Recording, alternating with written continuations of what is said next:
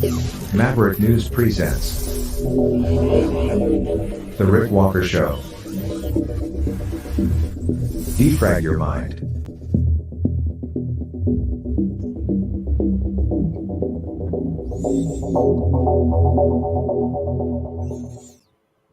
Good evening, Maverick family. I'm Rick Walker. Welcome back to the Maverick News Channel. Welcome, new viewers. Welcome, everyone. We have lots on tap tonight. Soup Mama will be here. She's devoted, this part of her life anyway, to helping people in great ways. And she's going back very soon to East Palestine, Ohio. She was just there about 12 days ago, dropping off more aid, and she'll be going back again. And she is going to be joining us here on the program to update us on her efforts, what the situation is in East Palestine, Ohio. And it's a terrible situation there that still needs our attention. I mentioned yesterday that the public's attention span is pretty short. It's the way it is when it comes to media. There's a news cycle that sort of plays out. The story breaks, people become immersed in it, bombarded with it, until they get tired of hearing about it. The mainstream media outlets and independents as well, alternative media outlets, they all take note of the response they get from the public. And as the numbers begin to wane, their coverage will drop off until eventually they stop paying attention to it altogether. Marshall McLuhan said the medium is the message. That's sort of true. I think it's more true now than ever, really, because of the way social media works. Instant feedback, analytics. They watch these producers of news to see what kind of response they're getting. And when the clicks diminish, when they drop off, when people stop watching, when the engagement is reduced, they know that they need to shift gears. But the need in East Palestine remains. The train derailed there. Vinyl chloride was spilled. They set it on fire. The contamination remains. The cleanup continues. The controversy will, it's beyond controversial. What happened there may well be, probably is, should be criminal to do what they did,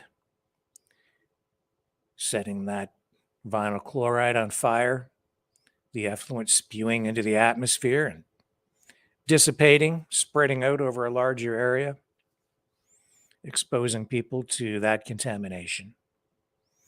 Yes, it does dissipate. Nevertheless, it's out there, and it's just not right. But the main concern is the community of East Palestine itself. That's where the need is greatest. That is where the contamination is at its greatest point of concentration. They're dealing with health issues, long-term impact from the contamination, destroyed property values, a whole range of issues, and they have need. They need help. Soup Mom is delivering that. We'll connect with her shortly here on the program. Also tonight, we will look at the Biden administration's attempt to deflect blame for the chaotic, anarchic withdrawal from Afghanistan. They're trying to blame Trump for what Biden did. you can blame anyone for anything. And when you control the narrative, when you control the flow of information, I suppose you can convince people of just about anything. But is it true? We'll take a look at that. What else do we have for you tonight? Those are the two big ones. We're going to dig into that Afghanistan withdrawal thing just a little bit. And I'm going to show you, too, how they are trying to suppress the truth, suppress information, and even rewrite recent history as it relates to what happened during the withdrawal from Afghanistan. It's actually pretty pathetic. Censorship, it's running rampant. Also, Canadians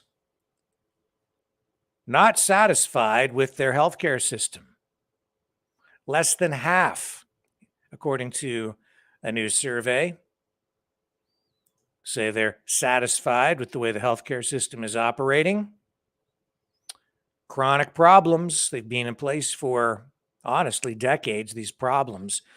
Canadians are told they have the best healthcare system in the world. A lot of Americans believe it.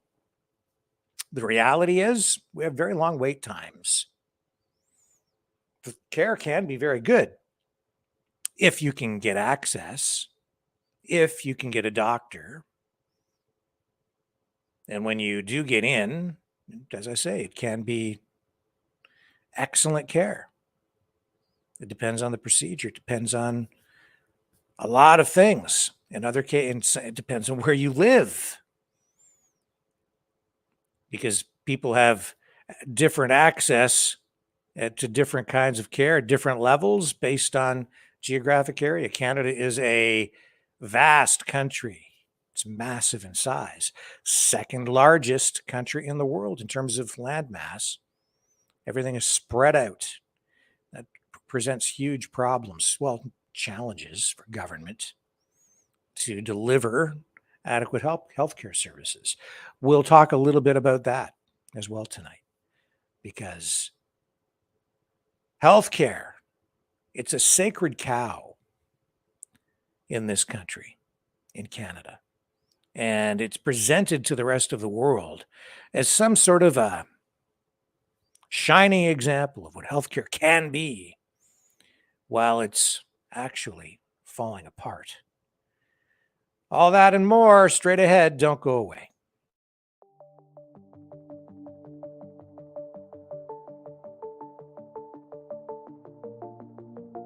Greetings, brave mavericks. Our quest for truth continues. We go beyond fake news. Together we expose propaganda.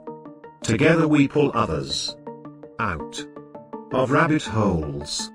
We are maverick thinkers. We are all unique individuals, defenders of individual rights and freedoms, credible, trusted, grounded in reality. Maverick News, Maverick News. Defending free speech, free speech. Donate at freedomreporters.com. Do it now. Tomorrow may be too late. Maverick News. The world is watching.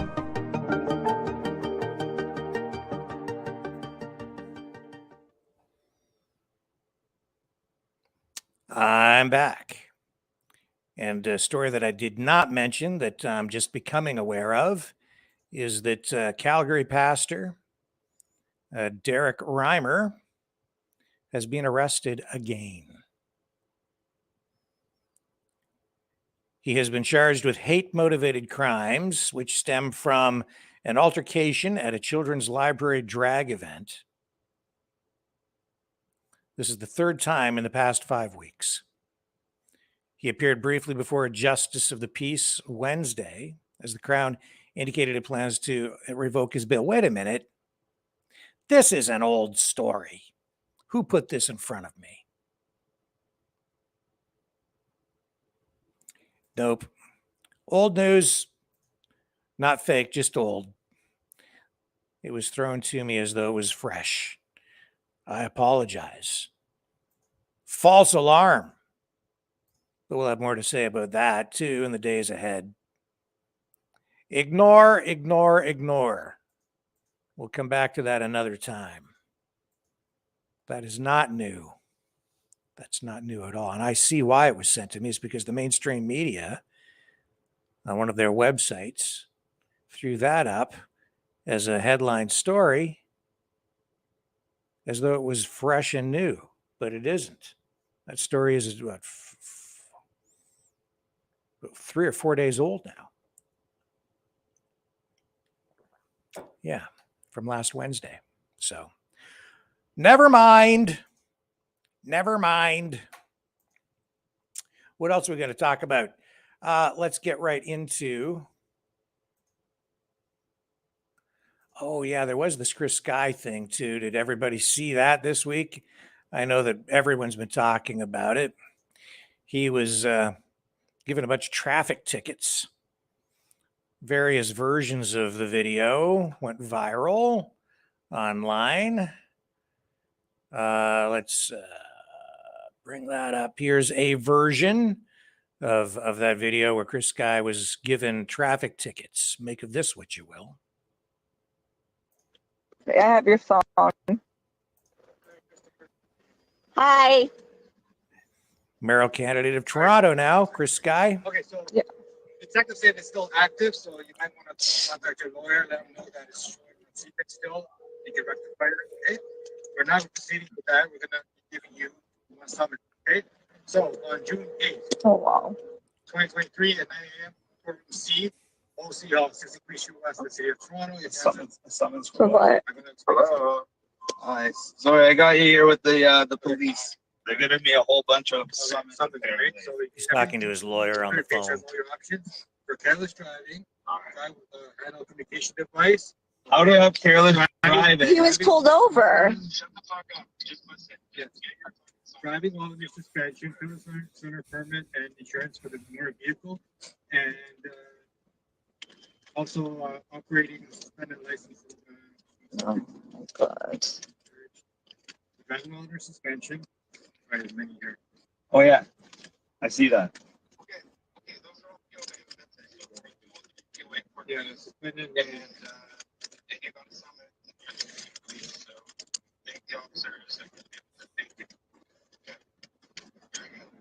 And driving under license and other jurisdictions suspended military. Okay?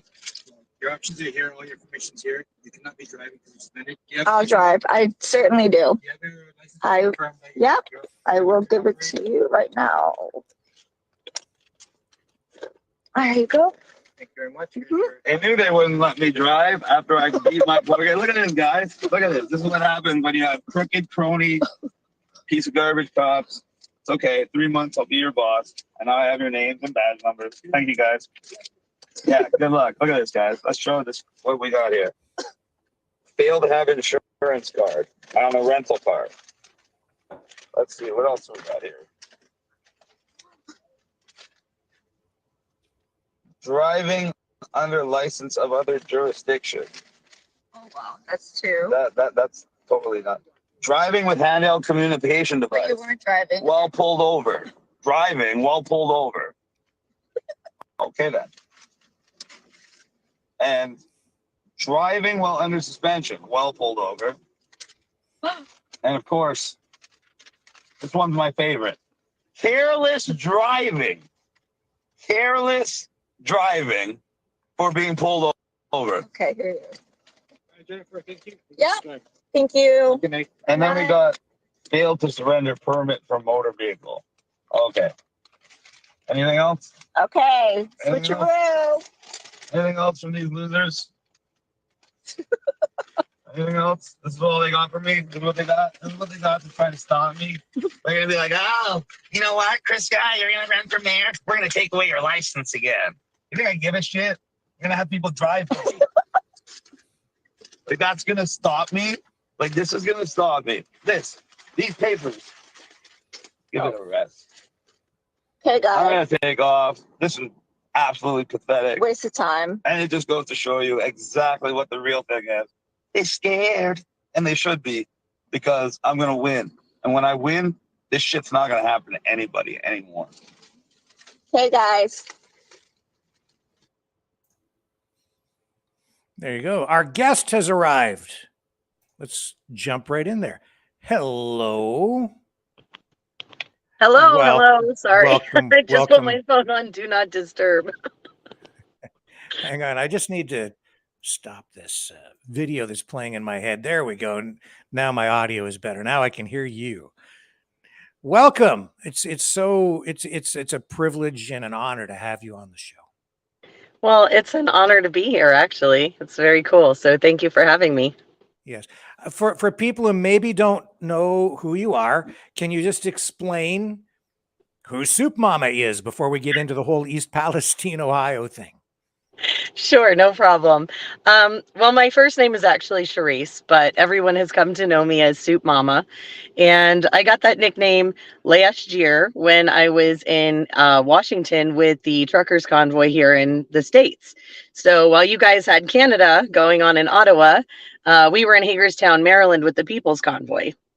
And the story goes that we were all there, and there were a lot of people that were hungry, and I had a camp stove and a soup pot, and I hooked up with a guy named Jason who had a coffee urn and a generator and a table, and between the two of us, we started cooking for everyone at the convoy, and it just kind of snowballed from there. And then we ended up with a kitchen at the end of it, and we've been going all over the country, and I've even visited Canada. And we've cooked for patriots all over. We advocate for people to get involved and active in all kinds of different things with politics, getting signed up to vote, or just getting out and getting their voices heard. We try and cover all kinds of different events and things that are going on. So we're just raising awareness and trying to do the best good that we can. So that's kind of the story in a nutshell. Yeah, and you're out there doing, a lot of very good things to help people. You're and right now, one of the things you're working on is bringing aid to the people in East Palestine, Ohio. And I know you've been there That's correct. already, dropping off aid. Where is everything at with regard to that? Okay, so at this point, we have actually donated or brought donations of 3+ semis, 53-foot semis full of donated goods for East Palestine and the neighboring communities. So I've been out to Ohio twice now myself. And we are currently working on trying to get donations to fill a fourth 53-foot trailer to bring to them on the 16th of April. So we have been working very diligently with a bunch of different other groups and all over the nation that have been helping us. We've been doing public Zooms and bringing everybody in to get input from the residents in Ohio, as well as some of the other groups, and just trying to facilitate as much help as we can for the area. Yes. So I'm just running some footage here from your YouTube channel. I think this is from about 12 days ago or so when you made your last trip there, right? That is correct. Yeah, that was as a matter of fact, that's our Vice President of Soup Mama officials truck right there in front of us. Can you tell me what's going on there in East Palestine, Ohio? How are the residents coping with all of this? You're obviously talking to the folks there. Just give us a sense of what the situation is. The general situation for the people there right now is that it's generally one of fear, to be honest. A lot of confusion and a lot of misinformation. The biggest problem the biggest complaint that I've been hearing from the residents is that they're getting all of these mixed messages from the government, from independent scientists, from outside news media, obviously from doing their own research. And they're really concerned, and rightfully so. There was a lot of toxic chemicals that they dumped into a trench and then just burnt and created things like phosgene gas, which have been crimes against humanity for a long time. And I'm just putting it nicely. And they basically, committed this horrific act on the citizens of the United States. And the government is basically saying, because they're not declaring an emergency disaster. So FEMA's not in there. Like I said, the EPA wasn't even testing for the right things to begin with. And people are starting to get test results back from their wells and things that they're starting to get contaminated. So now that, we're having problems with water contamination, the people are afraid to eat like their chicken eggs, their chickens, their goat's milk. They can't grow anything. They can't let their kids play in the yard or play in the creeks. Actually, today, Norfolk Southern held an Easter egg hunt in the park right next to the polluted creek. So the railroad's trying to make it so everything's normal, but when you go there, it's not. These people, I just read an article, and actually I had talked to the woman in Ohio. I had literally just talked to her the last trip we were there. She has 11 people living in her house. She's very close to ground zero, and they've been living out of a hotel, and she has pets there. So she's been going in and trying to take care of her pets and things. But she just tested, her urine just tested positive for vinyl chloride and what was it, benzene or something like that. I put the article on the Soup Mama official page on Facebook. It's absolutely unreal because these VOCs are bioaccumulative and they stay in the body and they have a shelf life of, like 500,000 years or something ridiculous.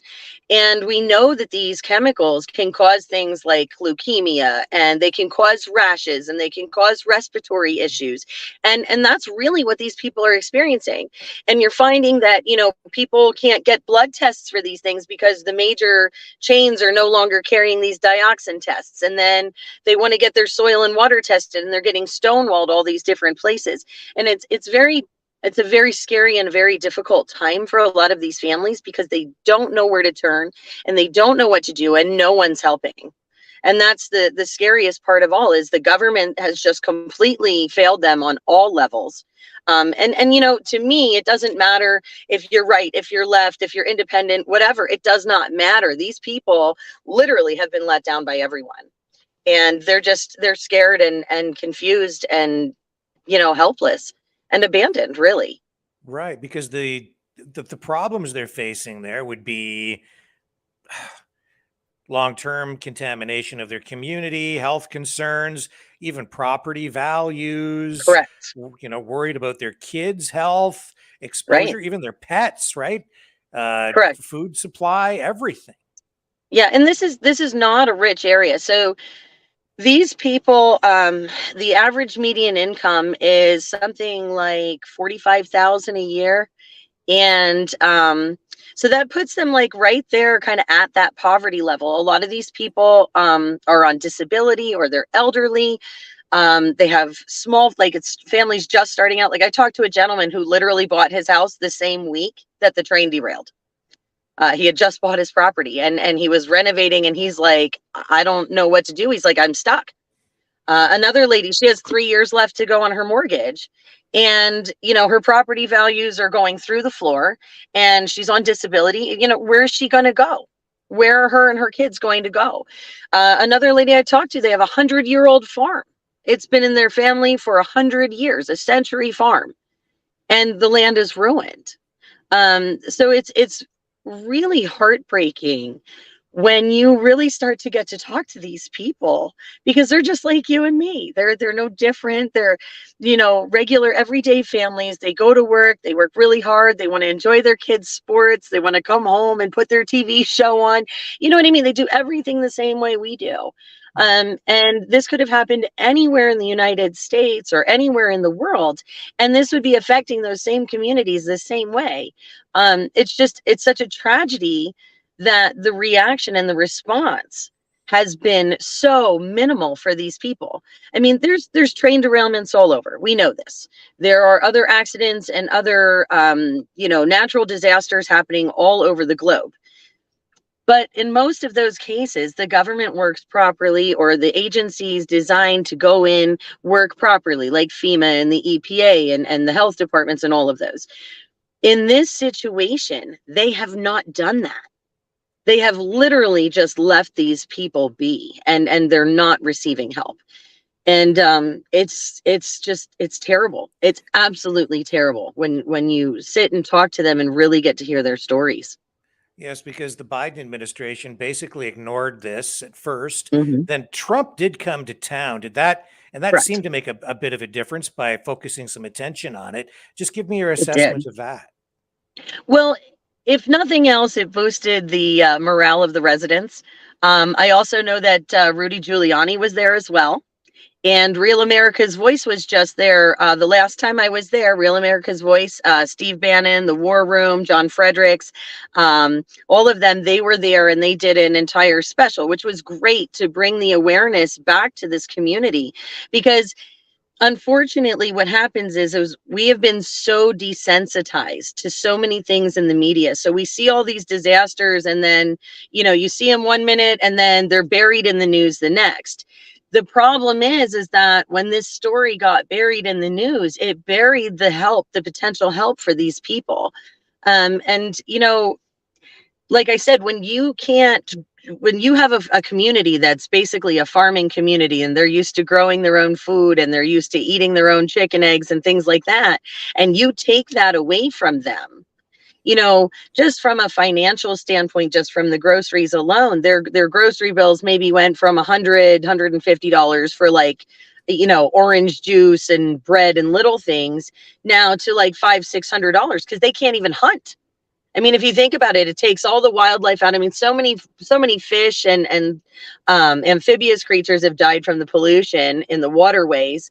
And then you have, like, again, the soil and stuff that's contaminated. So that means that all those plants and everything that's growing has contamination in it, and the wildlife's eating it. And they don't know how that's going to affect the wildlife either.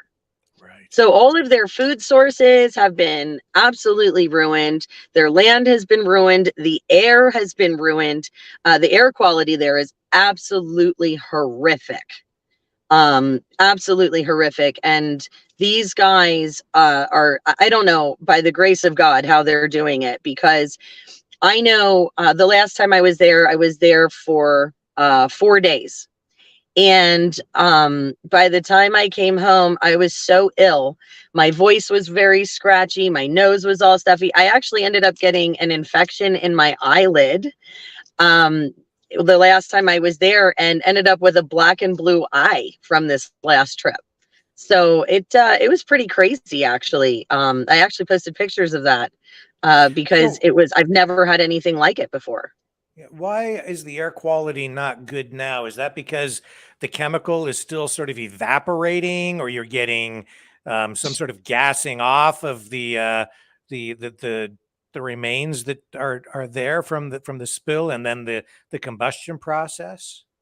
Well, okay, so there are absolutely still chemicals all over. They have trucked gallons and gallons and gallons and gallons of water out and contaminated soil.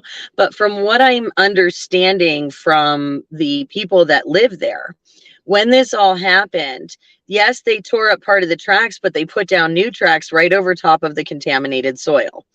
So there's a problem there. Not only that, but I was actually, and I took footage of it and I did post it on the YouTube channel.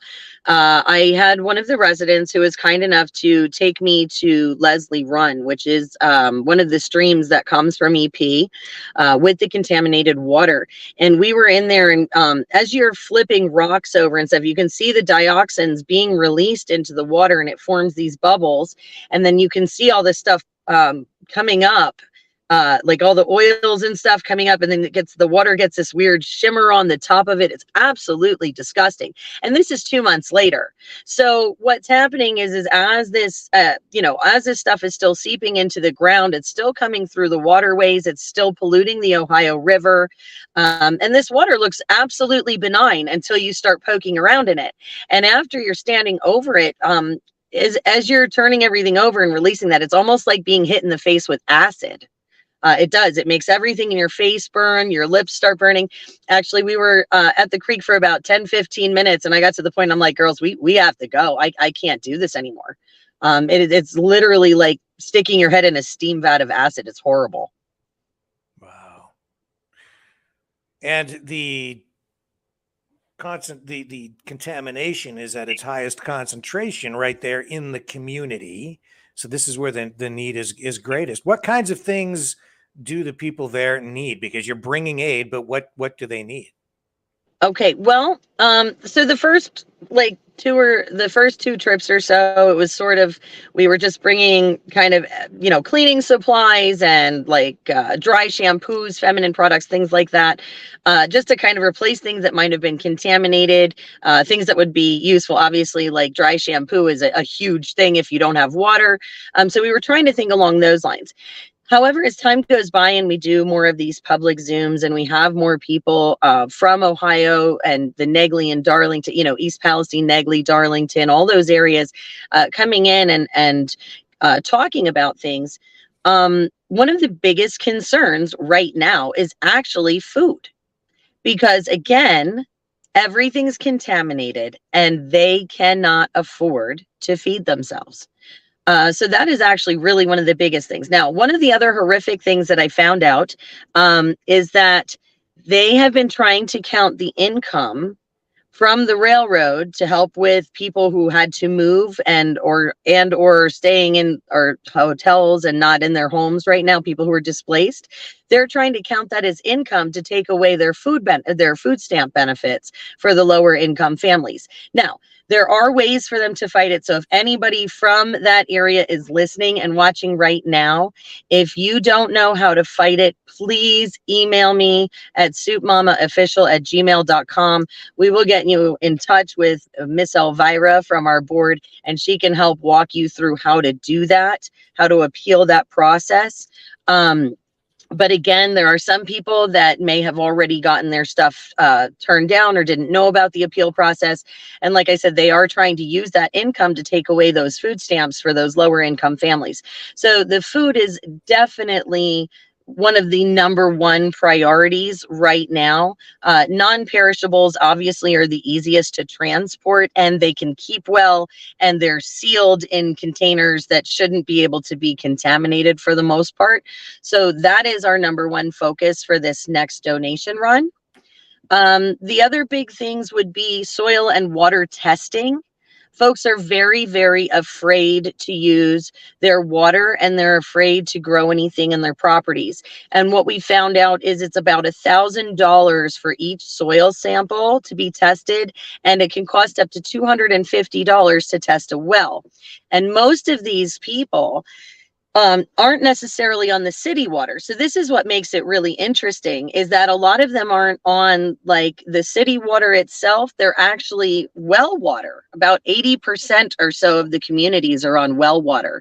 So that's where the main concern is. It's not so much the municipal water in EP as it is the people in the surrounding, just outside of town with the wells. That's where the big concern comes in for the testing. So food, the testing, and then of course water and air purifiers. There are some people who are getting them, which is great. There have been some donations for some of that stuff. I know that Luke Grimes was just down there and donated money towards air purifiers or water purifiers for businesses, I believe. So that's really, really great. But there are still a lot of homes outside of that 1 or 2 mile radius that aren't getting any help with those kinds of items either. So, you look at water and air purifiers, the air purifiers are like $500 on up for anything that's going to actually clean out the VOCs, is like the average price that we're finding. And then of course, treating water in a home, depending on the water system, it varies in cost. And there's other challenges with that too, because not every house is a traditional home structure. Some are more of a mobile home, which creates other kinds of challenges too. And I think the municipality is telling people that the water supply is safe, right? But yes, that's what they're telling them. Yeah. Yeah. I won't drink the water there. Yeah. I will not. It's really unfortunate because these people are wonderful people. It's such a great little town. It's gorgeous. It's quiet. You know, there's a lot of fields, a lot of trees. There's families with kids playing all over. I mean, it's wonderful. And you know, you see these creeks and streams and woods, and I know as a kid, I would have absolutely loved it because, you know, you can go traipse out and play in the dirt and run around and scream and yell, and, you know, you're outside and wonderful fresh air, but they can't do this anymore. I mean, these people are afraid to let their kids out in their front yards, and rightfully so, because, you know, if they eat a contaminated leaf, who's to say what that's going to do to their child? So it's really, it's tough. It's very tough. So tell me about this day here, because this will be repeated when you bring the next load of supplies and aid. Tell me how this all plays out when you roll in here with a truckload of goods and supplies. This particular supply that you're showing here, this particular drop, this was done at the Negley Fire Company. So our first 2 tractor trailer loads went to Britain Motors directly in East Palestine, where he has a drive-through setup, where Corey Brittain, he has a drive-through setup for water donation. And we initially used that location, but it's right next to the active railroad tracks in EP. And the line was so long, there were people pretty much waiting, across the tracks, all down Main Street, and it made it very, very congested. So this last time we had talked to the Negley Fire Department, who was kind enough to let us do the donation drop there. And we had much more room. So as you can see, there's a large lot there. We had 2 lines of cars. They would come up on either side. We unloaded the tractor trailer, the goods from the tractor trailer and the vehicles and stuff right there in the center, where you can see everybody sort of standing. All those volunteers all came from the area there.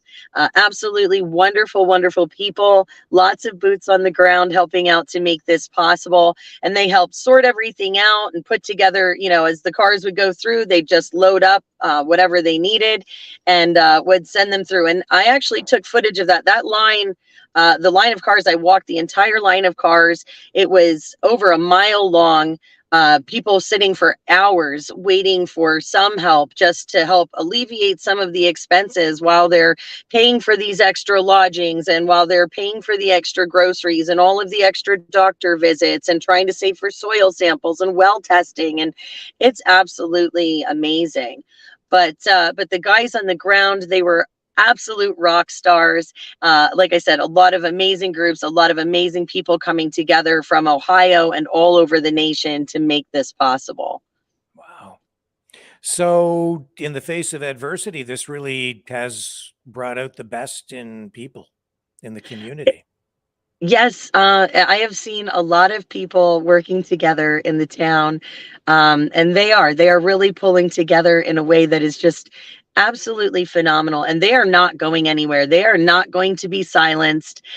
They want their stories heard. They want help. They want people to know what's going on and what's happening to them in their town. Because if it can happen to them, it can happen to anyone. And, you know, we need to be very conscious of this, you know, as people, because no one should be basically toxically nuked and then just left out in the middle of nowhere. This should just not be happening in the modern world. And, you know, for me, it's really tough because this happened right on the border of Ohio and Pennsylvania. And I live in Pennsylvania. And I live in a small rural community with farmland and a train track 2.5 blocks from my house. So this really hits home for me, because it's like watching my own neighbors struggle and suffer. Ohio has, I think Ohio is number 2 in the United States for farmland. So if you think about it, where this happened and how this was done has basically affected one of the largest areas of farmland in the United States. And it's very concerning because it's a large area that was affected, especially with that chemical burn and that plume going up in the air, that huge cloud that just kind of sat there and then came back down on everything and just settled into the ground. So again, you're talking a lot of farmland, a lot of waterways. I mean, they're finding contaminants all the way in West Virginia from this. This goes directly into the Ohio River. So obviously that's going to affect a lot more waterways than just, just West Virginia's area.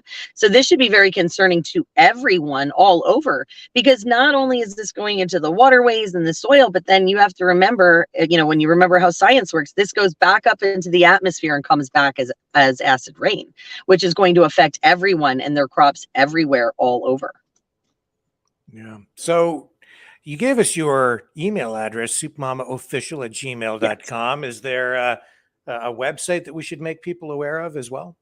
Well, the website is www.soupmamaofficial.com. We like to keep it very simple to find us. As a matter of fact, we are on, I think, 8 or 9 different social medias as well, and it is all under Soup Mama Official. So if you see that somewhere, you can pretty much guarantee that that's us. You'll almost always see that hashtag, as well as the hashtag Eat More Soup. Actually, I think I do. I have it on my shirt today. Soup Mama, Eat More Soup. So you can always find us with a hashtag too, if that's your thing. But we are looking for donations. We are looking for people to run donation locations. We're looking for volunteers. Any hands on deck would be absolutely phenomenal. We are also accepting monetary donations to go towards the purchase of purifiers and for these soil samples and anything else that may come up, like, medical needs or foods or whatever these, whatever we need to supply. But our most active social media page would be our Facebook page. That is where you'll find the most of our information, but you can get a hold of us absolutely anywhere. It just might take me an extra day or two because it's a lot of social media to manage. A large portion of our audience is Canadian. Would it be best for them to donate monetarily, or because of the border issue, rather than try to send you stuff? Yeah, all right. So I've only been over the border once. That was earlier this year, and Canadian customs kept me there for about 2 hours. So if goods traveling across the border or anything like customs, I would think that the best way to help might be monetarily. However, I know that there are a lot of amazing Canadian truck drivers up there. So if you guys put together a donation and you have a semi that's willing to drive it over for us, please let me know. We will happily get them to come down with us and see what kind of good that you guys can do from there as well. Like I said, we are looking for volunteers from all over because obviously the issues that we face here in the US, it's the same thing with Canada. When you guys are facing an issue, all of these things are interchangeable, because what happens to one is bound to happen to another. And we need to look out for each other because we're all one big giant family. And that's really the truth of it, is we are all one race. We are all the human race, and we need to look out for each other because the people in power are not looking out for us, and it's really about neighbors and communities and unity, really, Yeah. So what happens next now? You're going to go back to East Palestine when? We are going back on the 16th of this month. So that is our tentative date for our return. So that's actually next weekend.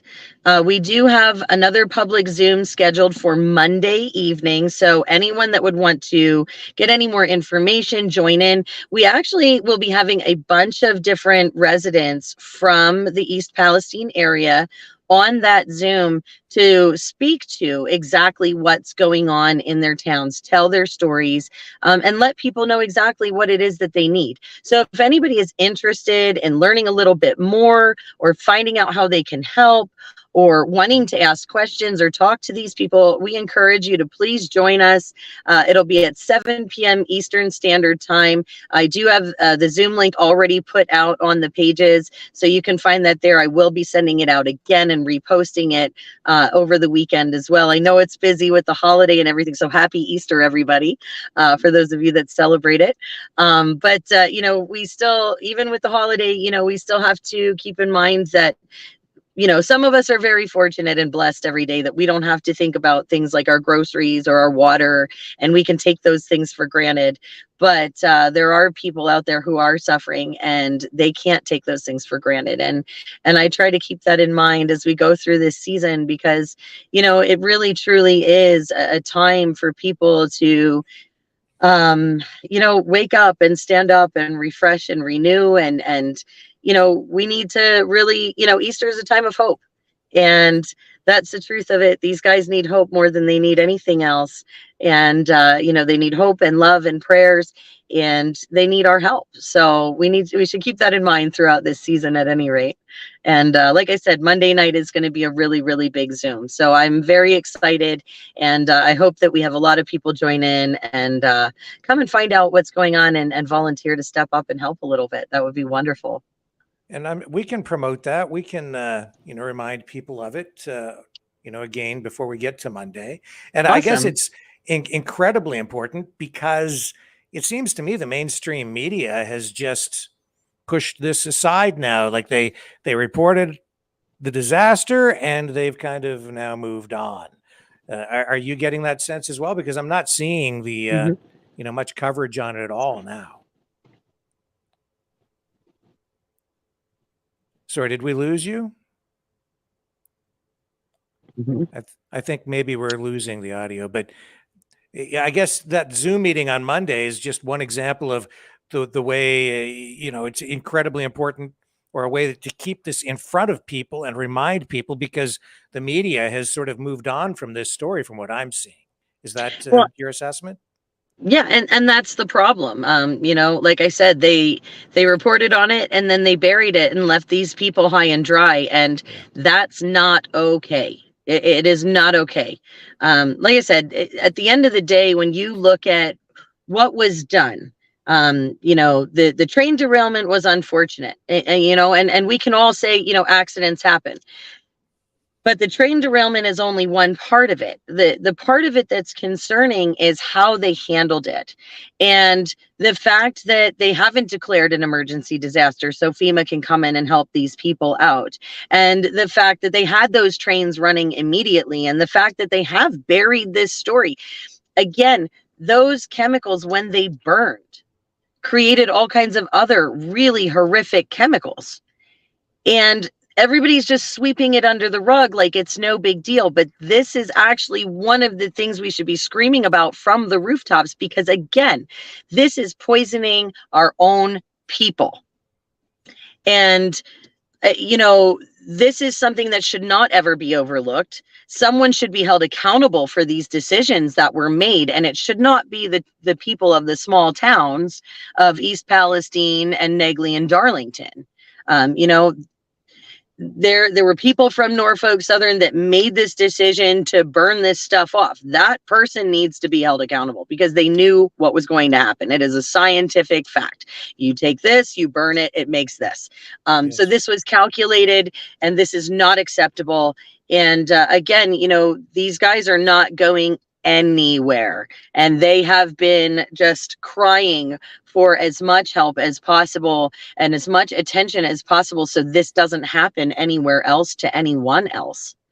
Yes, and I guess that's something to look ahead to, is what kind of recourse do the residents there have.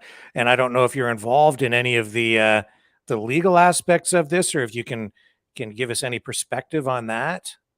So I do know that they've had a few town halls already. There's certain challenges that the townspeople are facing when it comes to this. Obviously, these are very, very small towns. So these folks, these trustees and stuff, they were never really equipped to deal with a major disaster. I mean, they're, obviously small communities, they have their regular 9 to 5 jobs. Yes, they get elected. But again, most of the time their decisions have to do with parks and recreation and roads. I mean, it's really not, nobody expects this to happen in their town. So some of it is that, these folks don't exactly know what to expect themselves. And some of it is that they don't necessarily make these decisions. They get listened to as a voice, but they don't necessarily have control over these decisions. So there are several things kind of in the works. I do know that the residents themselves have been putting together an action committee right there in Ohio, right there in that area. I've been seeing that. I've been part of a lot of their Facebook groups and stuff, watching them as they start to organize. When we were there last, like I said, Real America's Voice was there. They also talked about potentially doing a series of town halls. Now, I do need to follow up with them. I'd like to find out when they're hosting those so that we have a little more information, because we had talked about trying to host one before they came. We had started talking about that, about how we can help the residents from a legal aspect and get them on the right course. But then again, like I said, Real America's Voice came in and said about hosting a series of those town halls. So we're going to try and follow up with them. I did see that I believe there's 2 lawsuits now filed from the state of Pennsylvania, I believe it is, against Norfolk Southern, but nothing from Ohio yet that I'm aware of. I could be wrong. But I do remember seeing, I believe, a second lawsuit that was filed just in the last day or so, a news article about that. So things are starting to move in a direction where people are starting to figure out what they need to do to try and move forward with this a little bit. But it's such a long process. And meanwhile, Norfolk Southern's kicking the can down the road. The government's kicking the can down the road. FEMA's kicking the can down the road. And these people are still going, hey, we need help. They can't wait for the railroad. They can't wait for the government. They can't wait. Who can say, I mean, realistically, if somebody goes to you, well, you need to wait 6 months till you can even eat. I mean, you'll be dead. So these folks, unfortunately, are just stuck in this really awful position, and they need the help now, and they can't wait. So that's where the people step up. That's where the people have to step up, because we need to take care of each other. Because again, this is a prime example of how dysfunctional all of our governments are at this point. And it is up to us, the people, ultimately at the end of the day, we're the ones with the say, we're the ones with the power. So we just need to learn how to kind of pull that all together so that we can start really moving this in a forward direction. Really working on getting these folks some long-term help. That's been one of our goals. That's why, again, we're raising those funds for the purification systems, because there are some people that have multiple businesses or multiple properties, and they can't just up and leave. Or, they're in a position where financially, they can't leave because now the only thing that they own, which was their home and their property, has just been devalued. And where are they going to go? Right. So it's a really tough situation, but it is a little bit fluid. As we go, we are learning. Obviously, nobody handed me an instruction booklet for any of this, or the residents. So we are really doing our best to try and collect as much information as we can. And like I said, really listen to the people of the communities to get them the help that they really truly need. And that's really where it's at. Especially, like I said, those Zooms are so important for that reason. And that's how we know things like, okay, this time around, they absolutely need us to bring them food. Because this is, again, it's a fluid situation. So some of these needs may change over time. But again, we are anticipating a more long-term support role for these folks as this whole mess gets straightened out. Because it is a long-term challenge. It's devastating for the people there.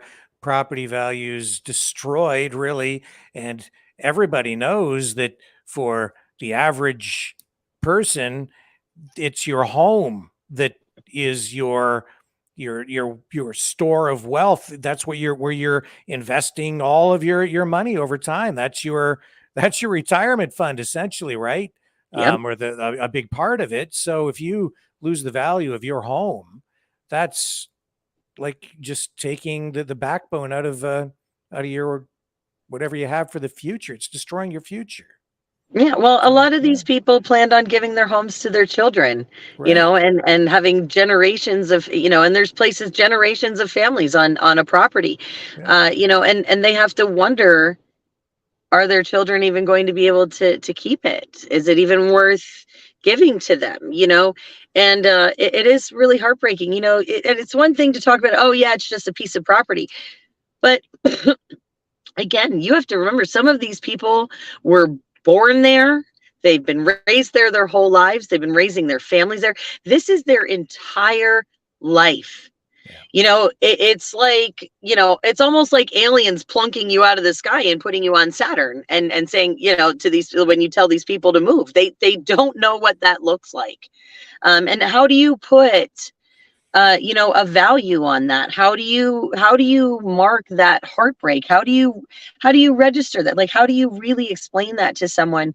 um you know, again, it's such a sad situation, and it's so hard to impart on everyone exactly how dire this is, because you know, we tend to think of things like, oh well, here's your solution, but the solutions aren't always that easy, and sometimes we forget about that human element too, because we're all so busy watching things on a screen that we forget that human part of it, and we forget what it would be like if it happened to us. You know, there's a statistic out there I had read not too long ago, something like 80% of Americans don't even have $500 in the bank, and or $1,000 in the bank, and then something like 90% of them don't even have like 500 in the bank, or something ridiculous. And again, it just goes to show you, we're all one major disaster away from having our homes taken away, or being homeless, or being destitute, or being Right. strapped in a position like these folks. That's exactly right. People think that we live in, one of the most affluent, richest countries in the world, but for the average person, it's sometimes paycheck to paycheck. It's tough out there. It really is. It We're absolutely is. I don't want to take up too much of your time. I know that you're extremely busy. I'm so appreciative of you spending time here with us tonight to bring us up to date. Is there anything else that you'd like to bring up or think that I might be missing? Well, I just want to say, on a personal level, thank you again for allowing me to be here to help raise awareness for these guys. Um, I know that I speak for a lot of families from there when I tell you that this is heartbreaking, and I watch what it's doing to these people and to their homes, to their morale. Um, and I have to tell you, I have met some of the most amazing people there, some really amazing, strong willed, absolutely wonderful people. And they don't deserve this. And we really, you know, we really need to help, and we really need to open our eyes and see what's going on around us. And I know that they thank you guys from the bottom of their heart. That last drop that you were showing at the Negley Fire Department, that was the first load of relief goods that town had gotten since this began. And there were people standing out with signs and little kids. As a matter of fact, one of the kids, a young lady, she made this and was standing at the gate. Let me see if I can hold it so you guys can see it. And she gave this to me. These are her hand. No, wait. Oh, this way with the camera, maybe. Oh, that's her handprint there. I'm sorry, guys. I'm not very good at this backwards thing, but that's her handprint there. Amazing, amazing families. And it really meant so much to them that we're there, and that they don't feel forgotten, and they don't want to be forgotten. They don't want to be abandoned, and they want people to know what happened. They don't want this to happen to anybody else, and they're proud people. They're not They're not people that would be out, going, oh, well, I need you to help me with this, and I need you to help me with this, and I need you. No, these are proud people. These are people that work very hard their whole lives for the things they have. They don't want to be asking for help. They don't want to be in this position. But unfortunately, they've found themselves there. And, every little thing that you guys do to help, whether it's a monetary donation, whether it's some bottled water or some canned food, or even, just sharing their information out to other people that may potentially be able to donate, or reaching out to a company and saying, hey, can you guys help these people? Anything like that, any little bit helps. And it helps them tremendously, and it means the world to them. Like I said, guys, I hope that you can join us for that Zoom Monday night, 7 p.m. Eastern time, because like I said, we will have a lot of the residents. They'll be more than happy to talk to you guys and speak to you about their situations and answer questions and let you know who they are. And you will see that these guys are absolutely just like everyone else, you and me, just trying to do the right thing by their families and do the right thing for each other. So yeah, join us for the Zoom, please. And please, please, please, volunteers, lots of volunteers. We need all the help we can get. And I know that we would greatly appreciate all hands on deck. So Really appreciate it. There's one thing I have to do before we sign off with you. And when people use their superpowers for good and never evil here on the Maverick News Channel, we knight them. So oh geez. I hereby knight Soup Mama.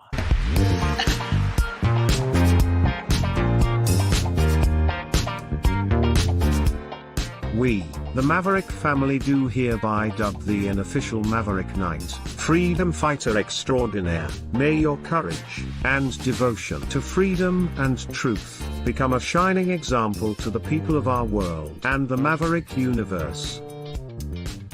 Maverick News. The world is watching.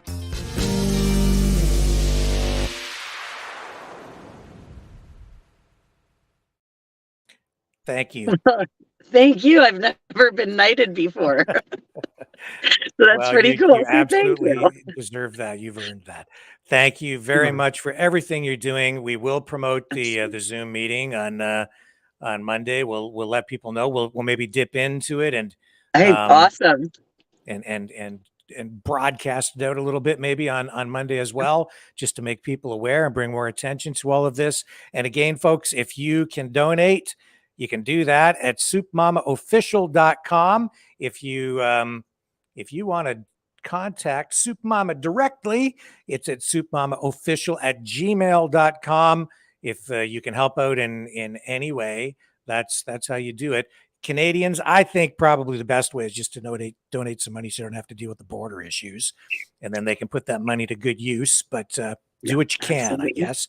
And this is going to be a long-term thing. So don't forget to participate in that Zoom meeting on Monday night too, if that's something that is positive for you to do as well. And we'll just bring attention to it here on the channel. So Soup Mama, we thank you. Appreciate it. Thank you. I hope you have a blessed and safe, happy Easter. God bless all of you guys. And I love you, Canada. And, because y'all are my brothers and sisters. And I can't wait to visit again. Just so you know, I am coming back up soon. That's fantastic. So maybe next time we'll get a chance to meet in person. I would absolutely love to. I'd love to do that too. Thank you again so much for everything you're doing. We'll be updating this because this is going to be a long-term story, no doubt. Absolutely. Yep. We'll keep you posted. All right. Take care. Bye for now. Thank you. Bye for now. And again, soupmamaofficial@gmail.com, folks, if you would like to send Soup Mama a message of any kind, but go to the website, soupmamaofficial.com, or their social media pages. They have ways for you to donate there, and you can just find out all about all the things going on, like the Zoom meeting on Monday. So all the info right over there on their website, soupmamaofficial.com. Don't go away. I'll be right back after this.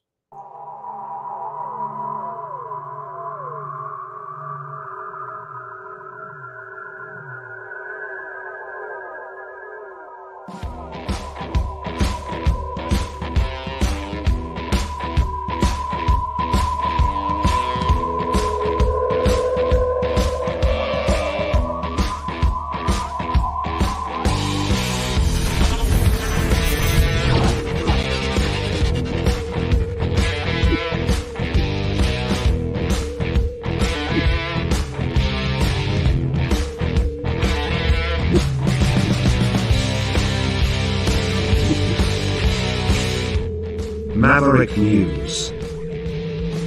The world is watching.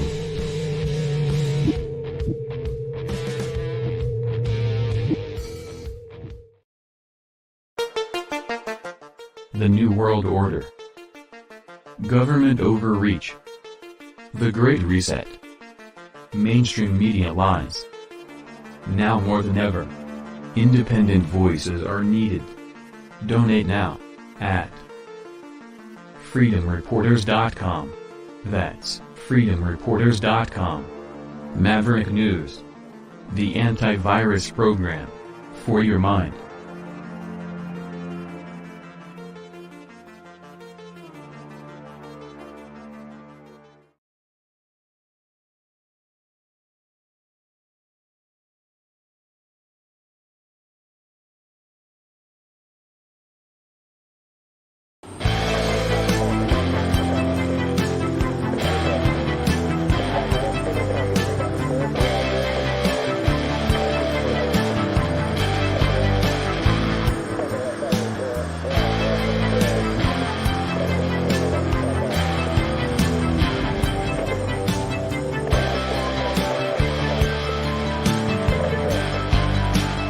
Maverick News. Fighting for freedom. Okay, I'm back. Welcome back. Welcome back. What else do we have? Well, just on a lighter note, Leo, Mouth of the South, posted this the other day. And I'm going to embarrass him now because I'm going to run it.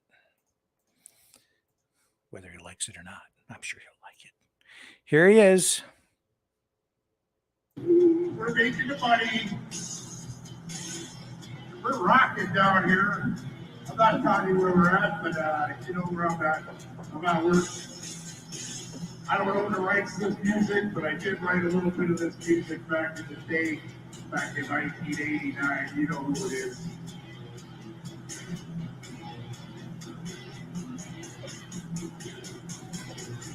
Yeah. Come on, sing it with me, folks. I got the best job in the world.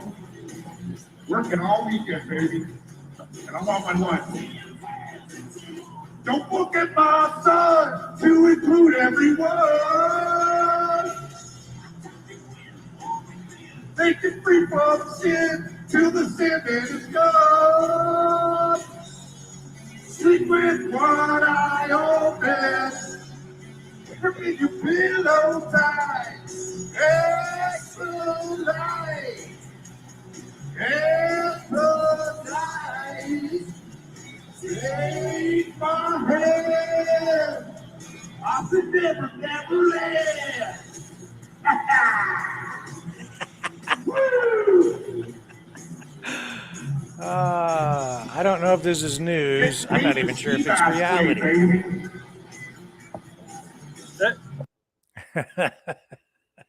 But it was fun. Thanks for that, Leo. You brightened my day. What else do we have tonight? China has started 3 days of combat readiness patrol exercises around Taiwan. Yeah, everything continues to escalate there, especially in the aftermath of Taiwan's president visiting the United States, meeting with government officials. Chinese state media has released a video that mentions some of the assets used in the exercises, including PLA Army rockets. In addition, also the PHL-16 truck-mounted self-propelled multiple rocket launcher, the Navy's destroyer escort, a missile boat, the Air Force's J-series fighter bombers, electronic warfare aircraft, and aerial tankers. A show of force by China, rattling their sabers as the United States also takes a position that brings us closer and closer to a possible actual kinetic conflict with China. China says this has all been quickly amassed and moved to the designated drill zones in preparation for combat deployment. The drills aim to examine, under the support of joint combat forces, the military's capabilities of gaining air and sea superiority controls. And it also takes a look at information warfare strength. The mission forces will simultaneously organize combat patrols encircling Taiwan and closing in on the island so as to impose or increase island-wide military intimidation. That, according to the mainstream media. Here's an ABC report that I want to run for you to give you their perspective on this. 3 days of military drills around Taiwan. The move comes after the island's leader just returned from a top-level meeting in the U.S. ABC's Britt Clennett is in Taiwan with more. Britt, good morning. Good morning, Whit. Well, China is dubbing these drills United Sharp Sword in a clear retaliation for that meeting between House Speaker McCarthy and Taiwan leader Tsai Ing-wen in LA.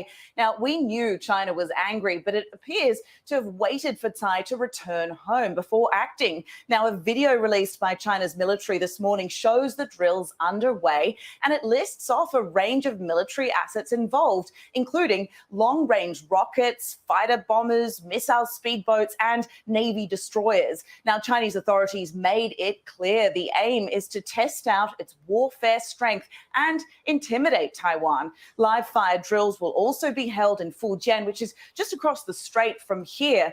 But what we do know is that when former House Speaker Pelosi visited Taiwan last August, Beijing launched these kind of unprecedented drills for a week and even flew missiles over the island. So far, though, Taiwanese authorities have reacted very calmly, saying they don't want to escalate tensions, but will be monitoring it all very closely.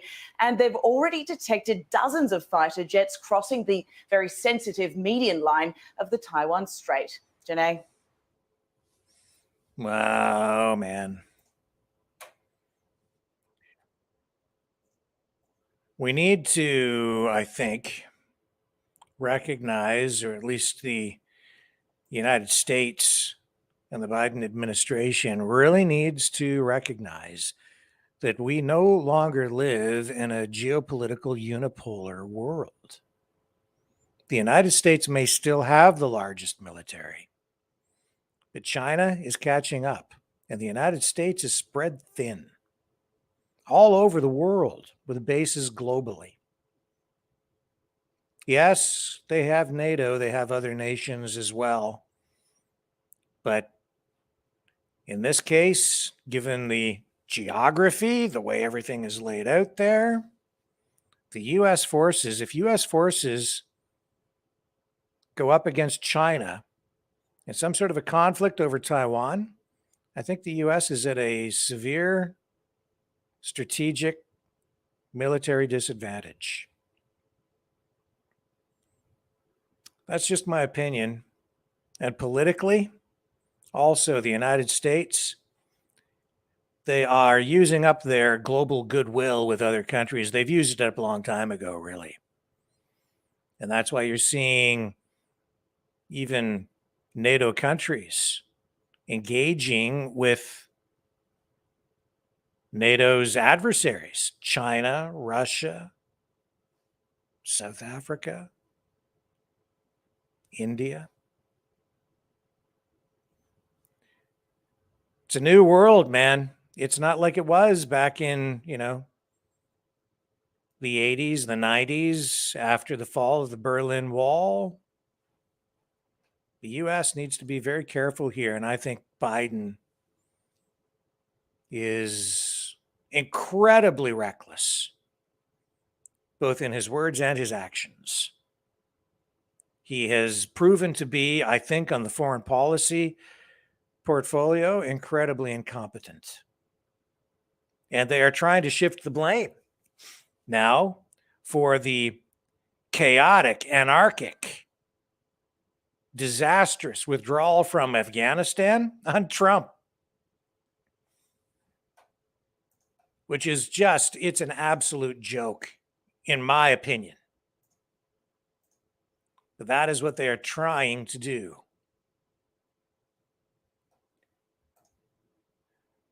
Here's an example of the way that is being portrayed. You can tell that they're gearing up for the election already, and there's something about that withdrawal from Afghanistan that the Biden administration, the sitting government in the United States, sees as a huge liability. That's why they're trying already, I think, to shift the narrative on that withdrawal so that it looks like it's Trump's fault so that they can blame him. They had a report that came out stating that. And I would say it's not only inaccurate, it's grossly unfair. There's only one person who the buck stops with on this, and that's Joe Biden. And yet he is refusing, the administration is refusing, the media is refusing to hold him accountable, to accept responsibility. House press room. This comes after a new report from the National Security Council blames the Trump administration for the chaotic 2021 withdrawal of U.S. troops from Afghanistan. The report says the Biden administration got bad intel about community assessment and the Afghan army's willingness to fight. Military leaders were then forced to unexpectedly speed up evacuations as security quickly declined. There were children being killed. There were people hanging off of Air Force jets that were leaving. And you're saying that you guys are proud of the way that this mission was conducted? Proud of the fact that we got more than 124,000 people safely out of Afghanistan? You bet. Nobody's saying that everything was perfect, but there was a lot that went right. And a lot of Afghans are now living better lives in this country and other countries around the world because of the sacrifices and the work of so many American government officials. So yeah, there's a lot to be proud of, Peter. National Security Council spokesperson John Kirby also said any equipment left behind was purposefully turned over to the Afghan army to help them in their fight. Has anyone watched Glenn Beck? And is anyone familiar with the efforts that he made to help get people out of Afghanistan? I have a completely different view on this. The U.S. government turned their backs on a lot of people who needed help, especially Afghans who had been there assisting the United States over the past, 20 years? And they just left them hanging. Some of them exposed, names exposed at the end, leaving them wide open to arrest, detention, and death. Extermination. Unbelievable. And I know that Glenn Beck had raised funds, arranged to help to get a plane over there, and couldn't get clearance properly from the U.S. administration to make all of this happen. It was you should check out, if you're not familiar with what I'm talking about, go check out Glenn Beck, look it up. I just thought about it as this story was, I'm just sharing the story with you tonight. It's bad enough that our governments are rewriting a lot of our history in order to align it with their current political objectives. It's very Orwellian. But this is rewriting recent history, rewriting history as it unfolds. All, I think, to help Joe Biden in a re-election attempt. It's actually pretty disgusting. Let's check out this CBS report. And again, just note the tone, the language, and see if there are any pictures of those people hanging from the planes in this report. Here's CBS. The new White House report is shedding more light on the chaotic U.S. withdrawal from Afghanistan in 2021. It lays much of the blame on the Trump administration, though the Biden administration admits there were flaws in the timing of the evacuation. Margaret Brennan breaks down what's in the report. President Biden's decision to pull the U.S. out of Afghanistan led to the collapse of its government and military, the death of 13 Americans, and left tens of thousands of Afghans hoping to escape. Girls over 12 can no longer be educated. It is one of the darkest moments of the Biden presidency to date.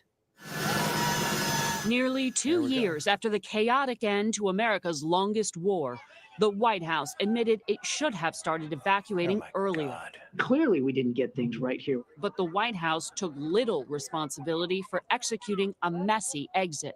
A 12-page summary of the classified government reports claimed President Biden repeatedly asked military leaders if they required additional support to mitigate threats and was told no. An August 26 suicide attack outside Kabul airport killed 13 American service members. I opened my eyes to Marines dead or unconscious lying around me. Marine Sergeant Tyler Vargas Andrews survived the attack and told Congress last month that there was confusion on the ground. There was an inexcusable lack of accountability and negligence. The 11 Marines, 1 sailor, and 1 soldier that were murdered that day have not been answered for. The head of Central Command, General Frank McKenzie, told CBS in September that he advised President Biden against pulling out and warned the U.S. may now be vulnerable to a future terror threat. I think we've got certainly less than 2 or 3% of the intelligence capability that we had before we withdrew. The White House release argues the Trump administration's deal with the Taliban lacked detailed withdrawal plans and blamed the former president's decision to cut the number of troops there, as well as the Taliban's strength with having severely constrained Biden's choices.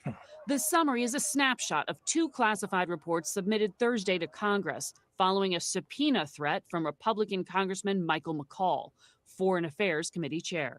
We need to get answers and accountability to the American people, the veterans, and the Gold Star mothers. You've got veterans that deserve a hell of a lot more of the truth. Lance Corporal Jared Schmidt died in the suicide bombing. His father said the 12-page summary is an insult. You're the president of the United States. The buck stops with you. It's your responsibility. Stop making excuses. The long-delayed White House release happened on the cusp of a holiday weekend, and there are no plans to make public the classified details given to Congress. Missing from this public summary is any mention of dissent from within the military, and there is no mention of a classified internal State Department cable from July urging that the evacuation be sped up.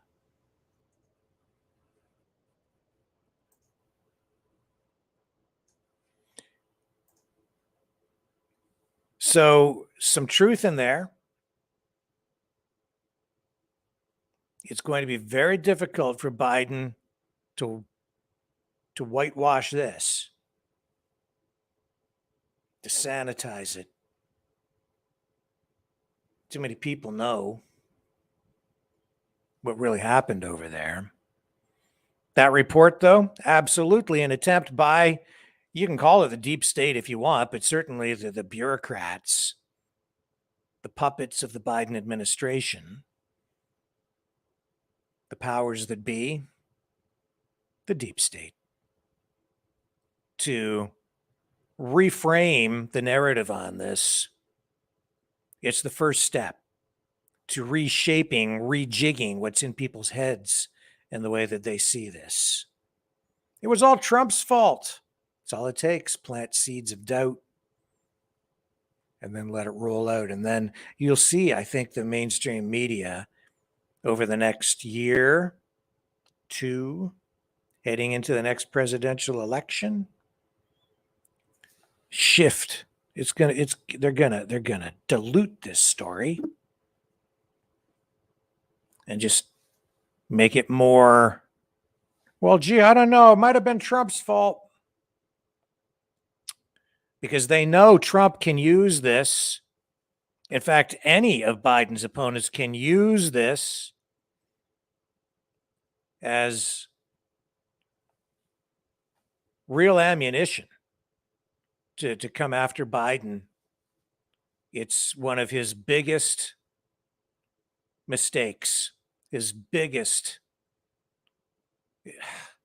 failures.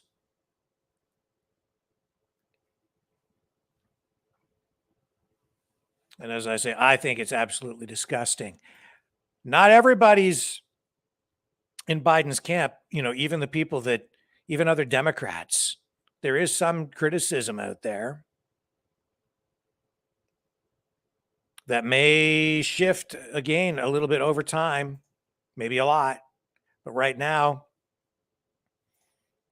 Democrat Representative Seth Moulton says not entirely fair to blame Trump for Afghanistan disaster. This from the conservative brief. It says here, after a report in which the administration of President Joe Biden largely blamed his predecessor, former President Donald Trump, for the Afghanistan withdrawal disaster, one Democrat has raised his voice to take Biden to task. Massachusetts Democrat Seth Moulton appeared on the NBC News show MTP Daily, where he said it was not true that the Biden administration did not have choices because of decisions made by the Trump administration. That originally coming from Breitbart. And here's the quote from Moulton. It's not wrong that Trump did a lot of bad things that sent our Afghanistan policy in a terrible direction, he says. But there are a lot of bad things Trump did that the Biden administration wasted no time on doing. So I'm not sure it's entirely fair to say that our hands were prematurely tied. Were they tied? Yes. But could we have undone them? I think we could have. I saw the New York Times headline that just said that one of the conclusions is that we should have started the evacuation earlier. That's something I was asking the administration to do for months, both behind the scenes and in public. I hope we learn some lessons from that mistake.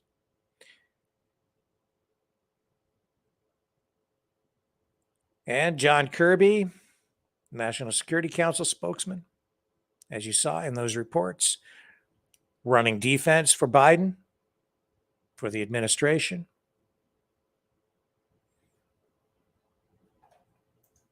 And here's Jesse Waters. You guys are proud of the way that this mission was conducted? Doesn't mean of that? Proud of the fact that we got more than 124,000 people safely out of Afghanistan? You bet. Nobody's saying that everything was perfect, but there was a lot that went right. And a lot of Afghans are now living better lives in this country and other countries around the world because of the sacrifices and the work of so many American government officials. So yeah, there's a lot to be proud of. For all this talk of chaos, I just didn't see it. Permission to make an analogy. This is like coming back from a semester in college and handing your parents a report card with all D's and saying, Mom, Dad, don't worry. I have done a self-assessment and I am very proud of how I did this semester. I know I told you that I was going to bring home all A's, but I was misled by my TAs. It was faulty intelligence.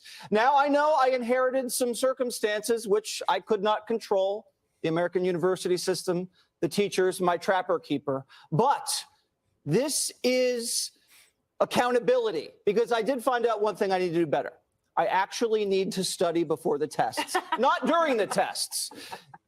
And then saying, I know I'm giving this to you before you're going to the airport. Take a look at it. Maybe we'll talk. Maybe we won't. And I need to borrow the keys to the car. This is what they did here. You cannot do a self-assessment and just not ask anybody else. Biden mentions Trump more than he mentions ISIS in the report. The worst part is the last line.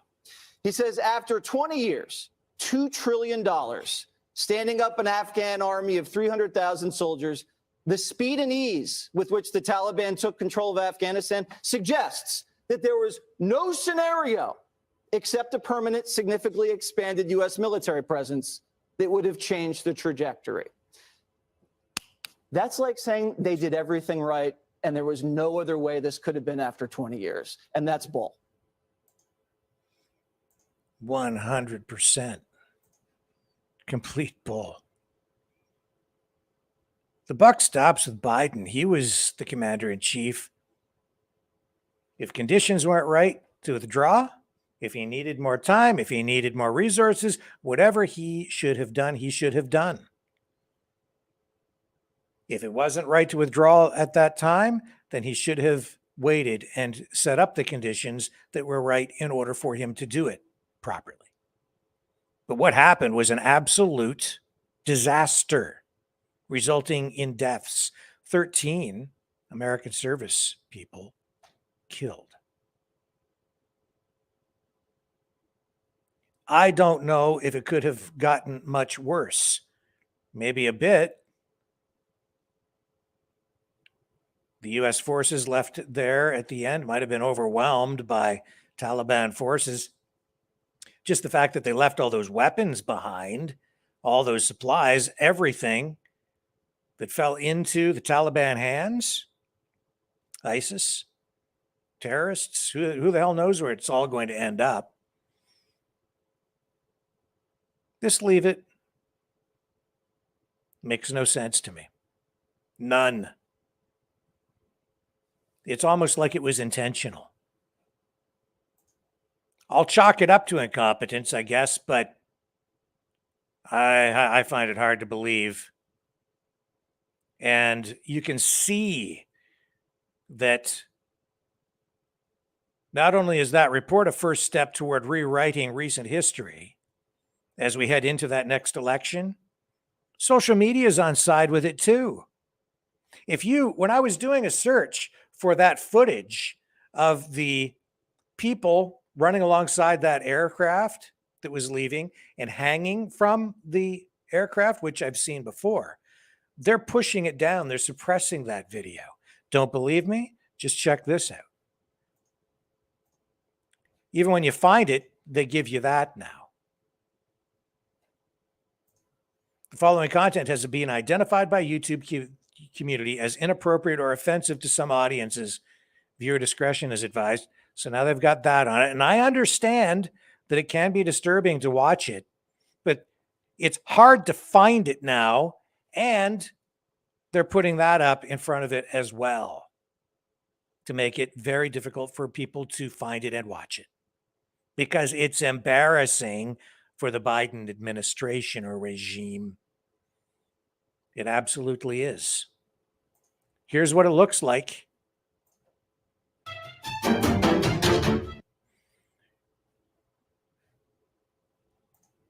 And yes, it is disturbing. And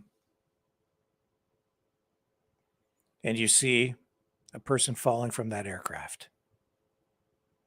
We'll just stop it there.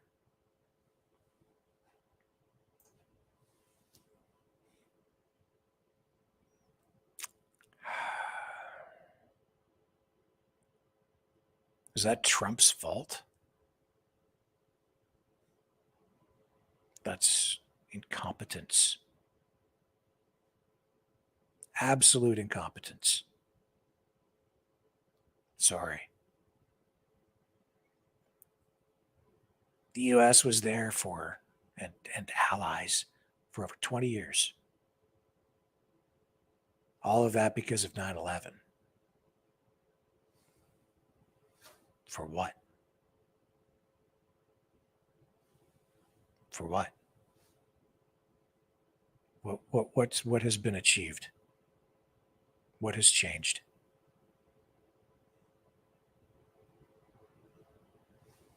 And it ends like that. And there's so much more associated with that disaster. Like I said, there were a lot of people that needed to get out of there that the U.S. turned their backs on. At least the Biden regime did. People that had been helping the U.S. forces there, that they could not get out. Even just getting Americans out of there. They had trouble. And then you had to have somebody like Glenn Beck step up, raise funds, try to get a plane in there. Couldn't even get proper clearance from the U.S. government. The U.S. government wasn't helping. If you go and look, check out what happened with him, they were standing in their way.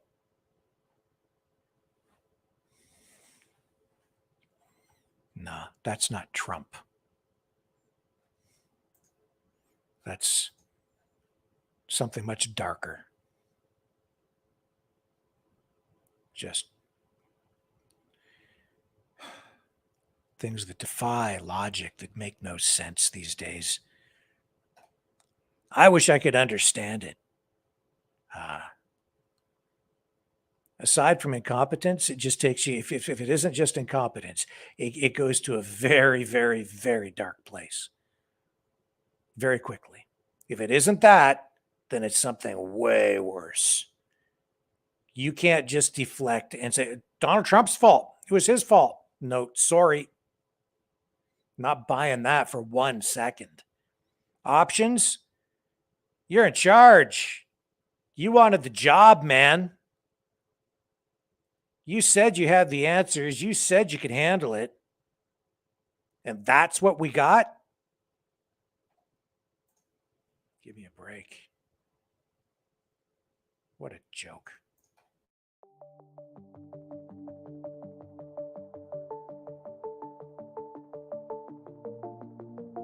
Greetings, brave mavericks. Our quest for truth continues. We go beyond fake news. Together we expose propaganda. Together we pull others out of rabbit holes. We are maverick thinkers. We are all unique individuals, defenders of individual rights and freedoms, credible, trusted, grounded in reality. Maverick News, Maverick News. Defending free speech, free speech. Donate at freedomreporters.com. Do it now. Tomorrow may be too late.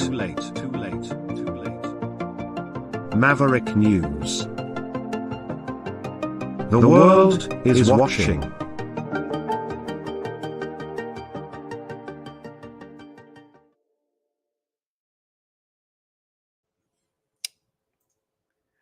Less than half of Canadians are satisfied with healthcare. A new poll from Ipsos shows that less than half of Canadians are pleased with their provincial healthcare system. Most believe private entities can provide faster services, which means privatization. Yeah. More than half of Canadians are actually calling now for more privatization. Can you believe that? In a country where socialized healthcare has been very much a sacred cow, something you don't criticize, you're not allowed to. At least not in the media, or you pay a price if you're in the mainstream media. I know that firsthand. I have a whole story about that I'll share with you another time. But now, yeah, where Canadians generally, have been committed to socialized healthcare, saying, I want my free healthcare. I want my social healthcare. I want it. I need it. But it's a highly inefficient system. In this new report, it says the growing unhappiness with Canada's healthcare system became apparent over the pandemic, when hospitals saw an increase in healthcare professional burnout and mass exodus across the country. Well, you fired I don't know how many because they wouldn't take the Kool-Aid. The need for efficient healthcare has plagued Canada for the past few years, with many Canadians saying wait times for emergency room visits and finding a family doctor are too long. Of course, we've talked about it here many, many times, right here on this program. It's an ongoing, serious issue. We've had people call in to talk about it. We've had guests on here talking about it. And I know people don't want to hear it. A lot of people don't want to hear it, especially Americans who are committed to the idea of bringing more socialized healthcare or a completely socialized healthcare system to the U.S. And they point to Canada and say, you see, the Canadians do it. Careful what you ask for. We had my mom on here just because it was a way to give you an example of what she had to go through waiting literally years for knee transplant surgery, right? Knee replacement surgery, rather. Years. She's been having trouble with her arm, severe pain, which we talked about a little bit with her on this show. And she had to wait. She's been dealing with that now for over a year and a half. Finally, just a short time ago, cortisone injections, which have not helped her. Just even getting in to see a doctor, it takes like 6 months to a year to see a specialist for just about anything, sometimes longer. The funding is running out. The government's kind of running out of money, or at least they say they are. They seem to have plenty of money to send to Ukraine for weapons. But when it comes to taking care of people, you know, they've made a promise to the Canadian people. We will provide socialized health care. There's only one system available. You must partake in it. We will not have a two-tier healthcare system. Everyone gets in line and waits the same amount of time. Everyone's supposed to be treated equally. It doesn't really work that way, though. The study conducted for the Montreal Economic Institute by the survey agency shows 48% of Canadians are not pleased with the country's healthcare system.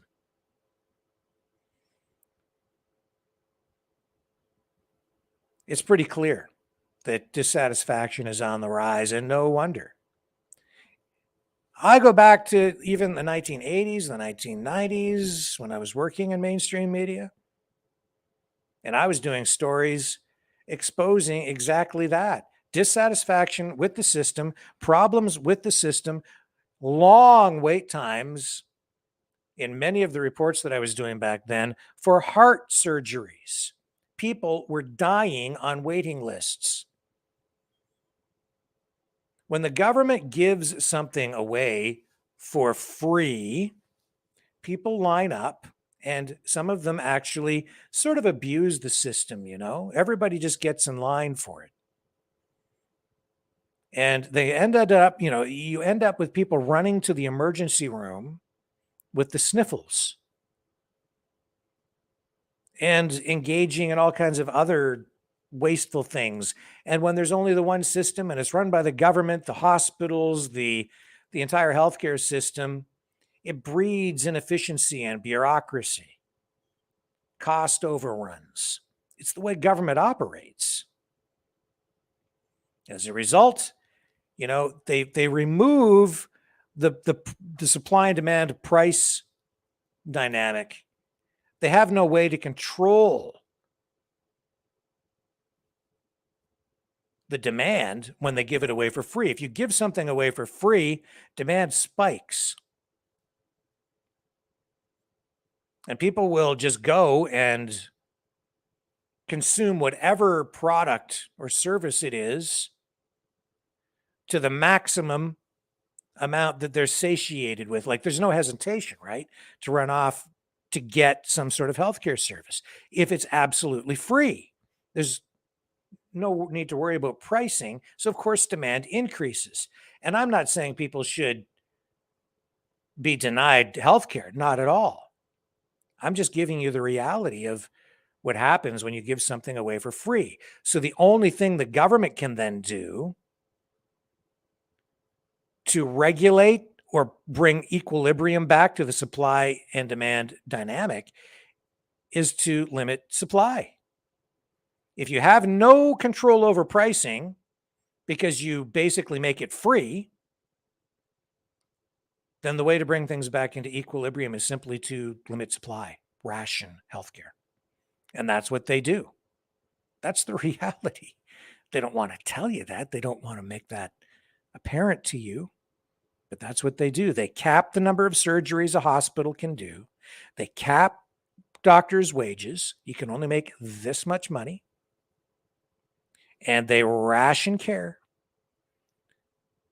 How do they ration care? By capping the number of surgeries. They tell doctors you can only see a patient for one thing at a time. And it's true. If you go to a doctor and you want to talk to the doctor about two things, like you've got a sore knee and a sore elbow, he'll only see you for the sore knee. Then you have to make another appointment and go back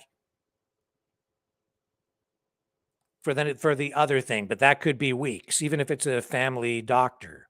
Or if it's a walk-in clinic, you'll have to come back the next day or go back and get back in line and then come back in. And all of those appointments are 15 minutes in duration. That's really the way that it's all timed out for these docs. When you go for a visit, they get paid for a 15-minute appointment. So they get 4 per hour. And they want to pump you through. They want to get you through. That's how much time you get. 15 minutes, next. 15 minutes, next. It's not very personal anymore. It's an assembly line. And they do ration the care. They've been doing it for decades. People just aren't aware. They think that, most people think that they'll just, if you have a problem, they'll just figure out a way to get you in. People think that the system, I don't know, overwhelmed somehow with demand with people. Of course it is. But that's because they will only allow the hospitals to do so many, say, heart surgeries in a month.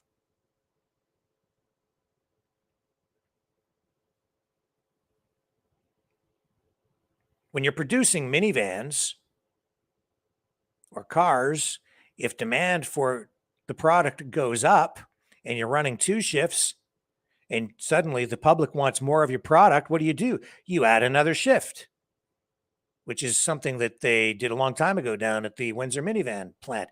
It was sort of unprecedented, the way that they went and were able to add a 3rd shift to keep production going at the Chrysler minivan plant. But they did that because the product was so popular at the time.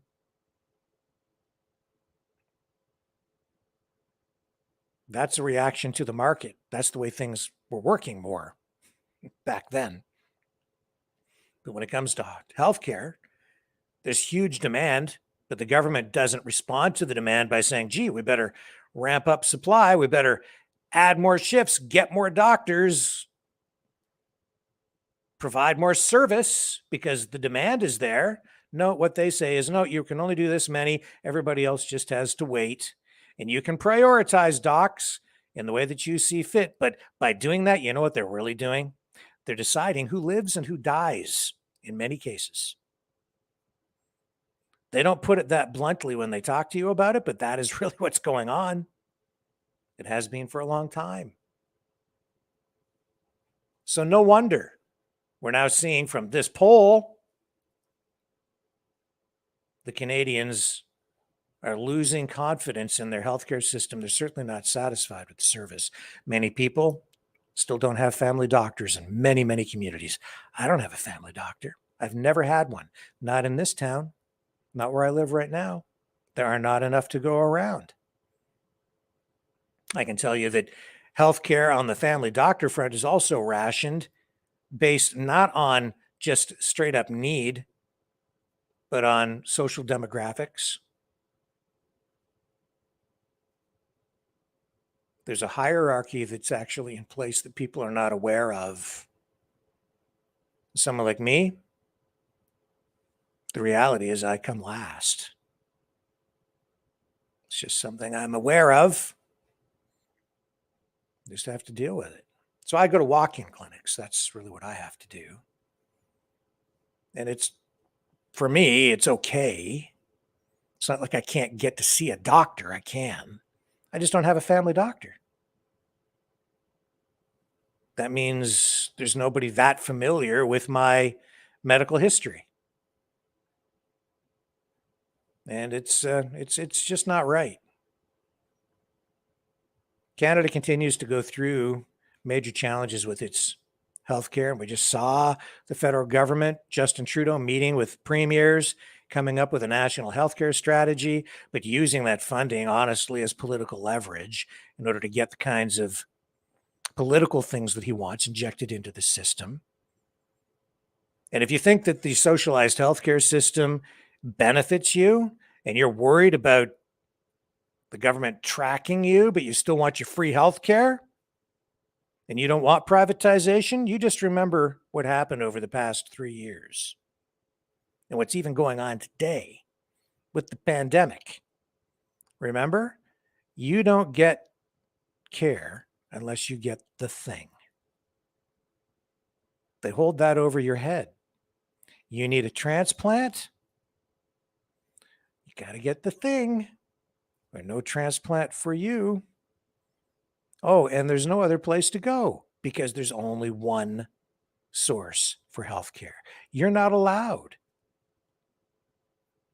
to set up a private clinic or go to someone and buy your heart transplant in Canada, in this country. They prohibit that kind of activity.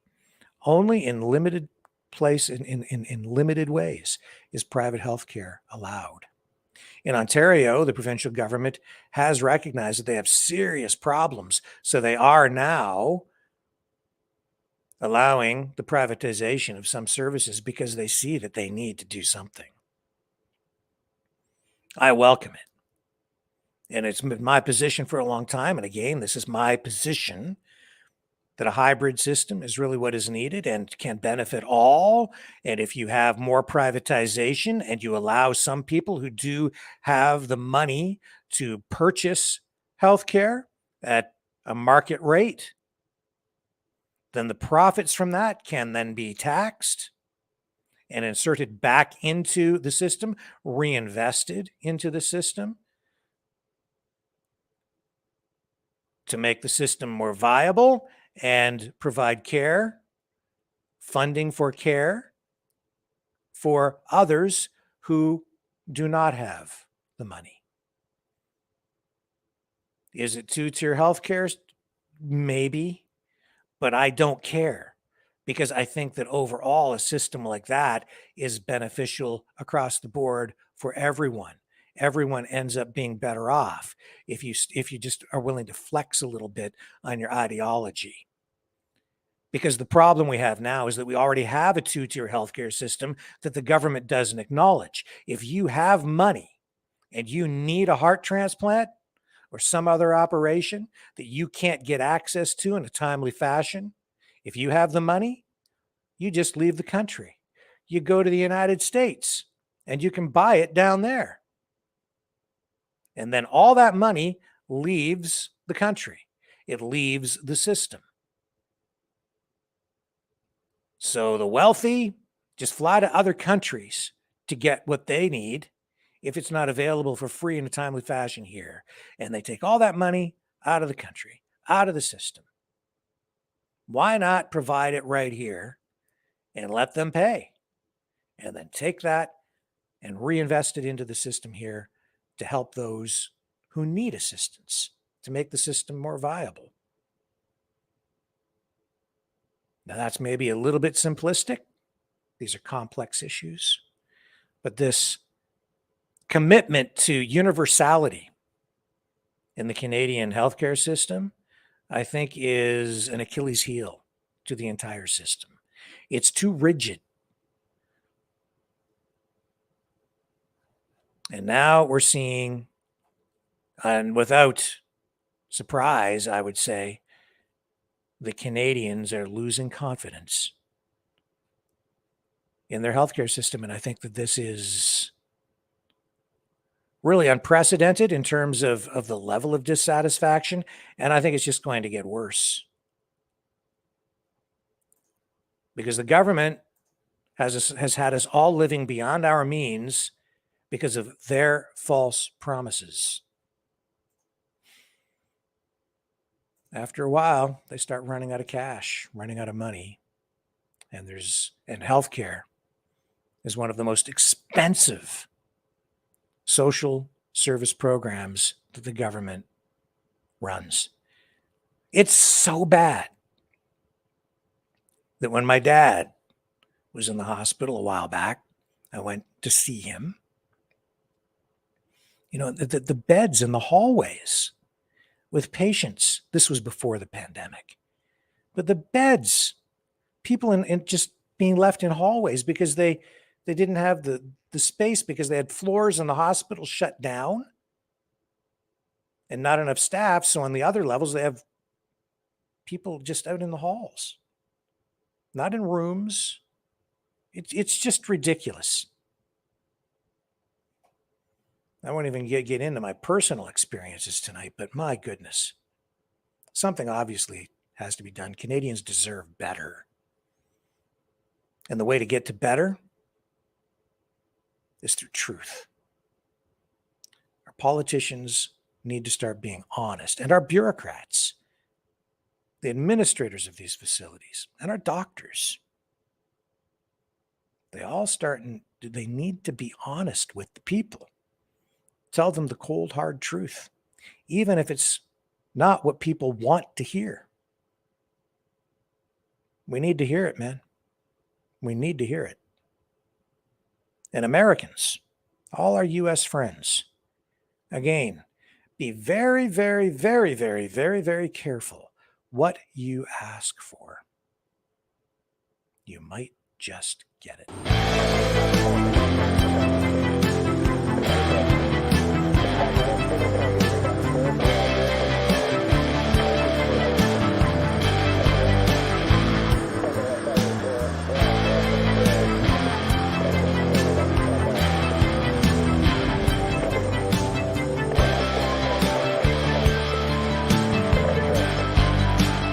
Maverick News. Fighting for freedom.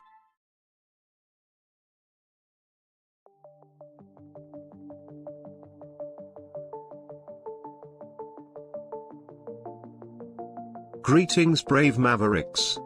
Our quest for truth continues. We go beyond fake news. Together we expose propaganda. Together we pull others out of rabbit holes. We are maverick thinkers. We are all unique individuals, defenders of individual rights and freedoms, credible, trusted, grounded in reality. Maverick News, Maverick News. Defending free speech, free speech. Donate at freedomreporters.com. Do it now. Tomorrow may be too late. Maverick News. The world is watching.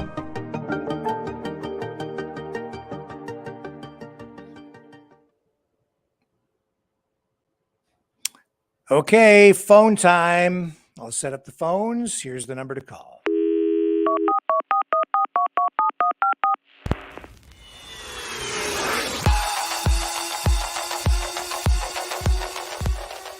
Join the conversation. Call 1-833-975-3733. That's 1-833-975-FREE. Speak up. Speak out. Make your voice heard.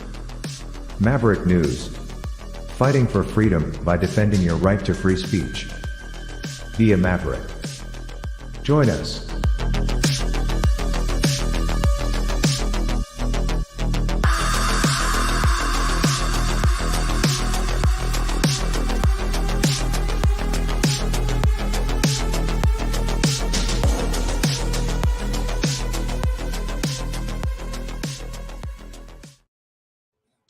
Okay, I'm back and we are ready to roll with the phones.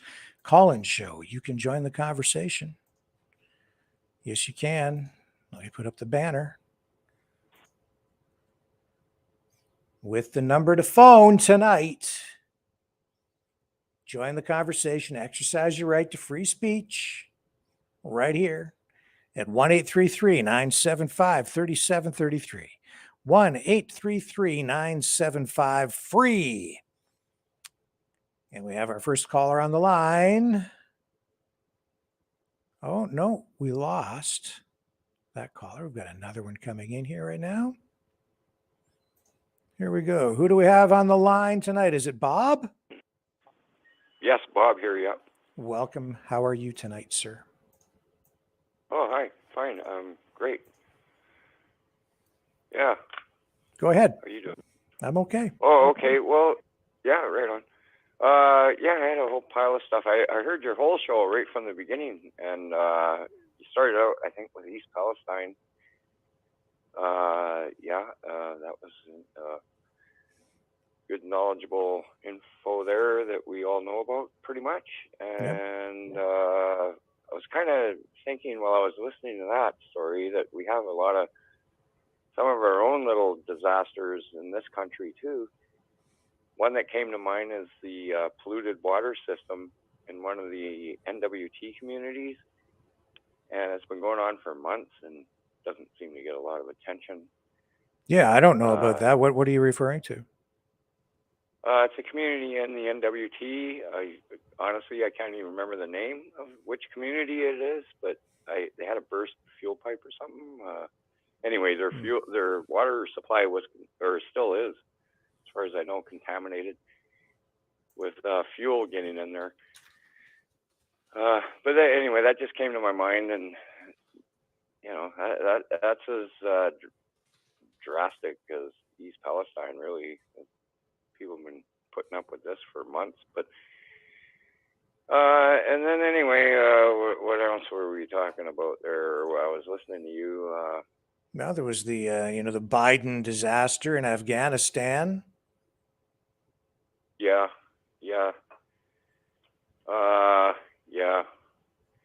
I don't know about. We throw a name on something, Biden will say a Trump disaster. These two guys' names, that are credited or blamed for everything, is kind of leaving the ones off the hook that are really responsible. Those jerks behind the scenes kind of people.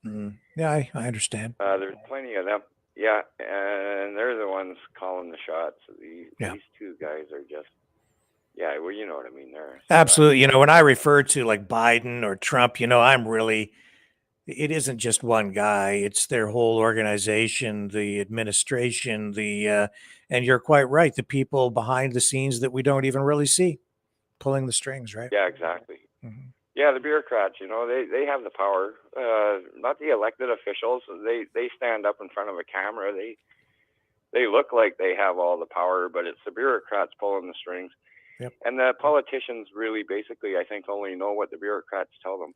Yeah. And whether they give them a lot of info or, information's power, and they don't give it all out. It's the bureaucrats that are controlling the world, and that's everywhere. Yeah. It's not our country, states, it's everywhere. What was I? Oh, that's China, Taiwan. I don't know if anything's really super escalating there. Like, we're just paying more attention to it. These governments all flex a bit when they don't get their little way. They do their little temper tantrum. Look at all my boats. Look at all my planes. That's what they do. We're not doing enough of that, apparently. Well, Biden's a gift to the world, really. I mean, if there's goodwill to give, the Americans are just letting it fly with a guy like that, as the rest of the world sees that, oh, well, you guys all senile and forget what day it was. Like, that's kind of what they're putting up there, and that's what the world thinks, but it's not that way. Trust me, there are a few smart people, I'm sure, behind the scenes. They don't care what Biden looks like. They want to look like that right now. The world's not that dumb. It's just not. There's reasons for 99% of this stuff.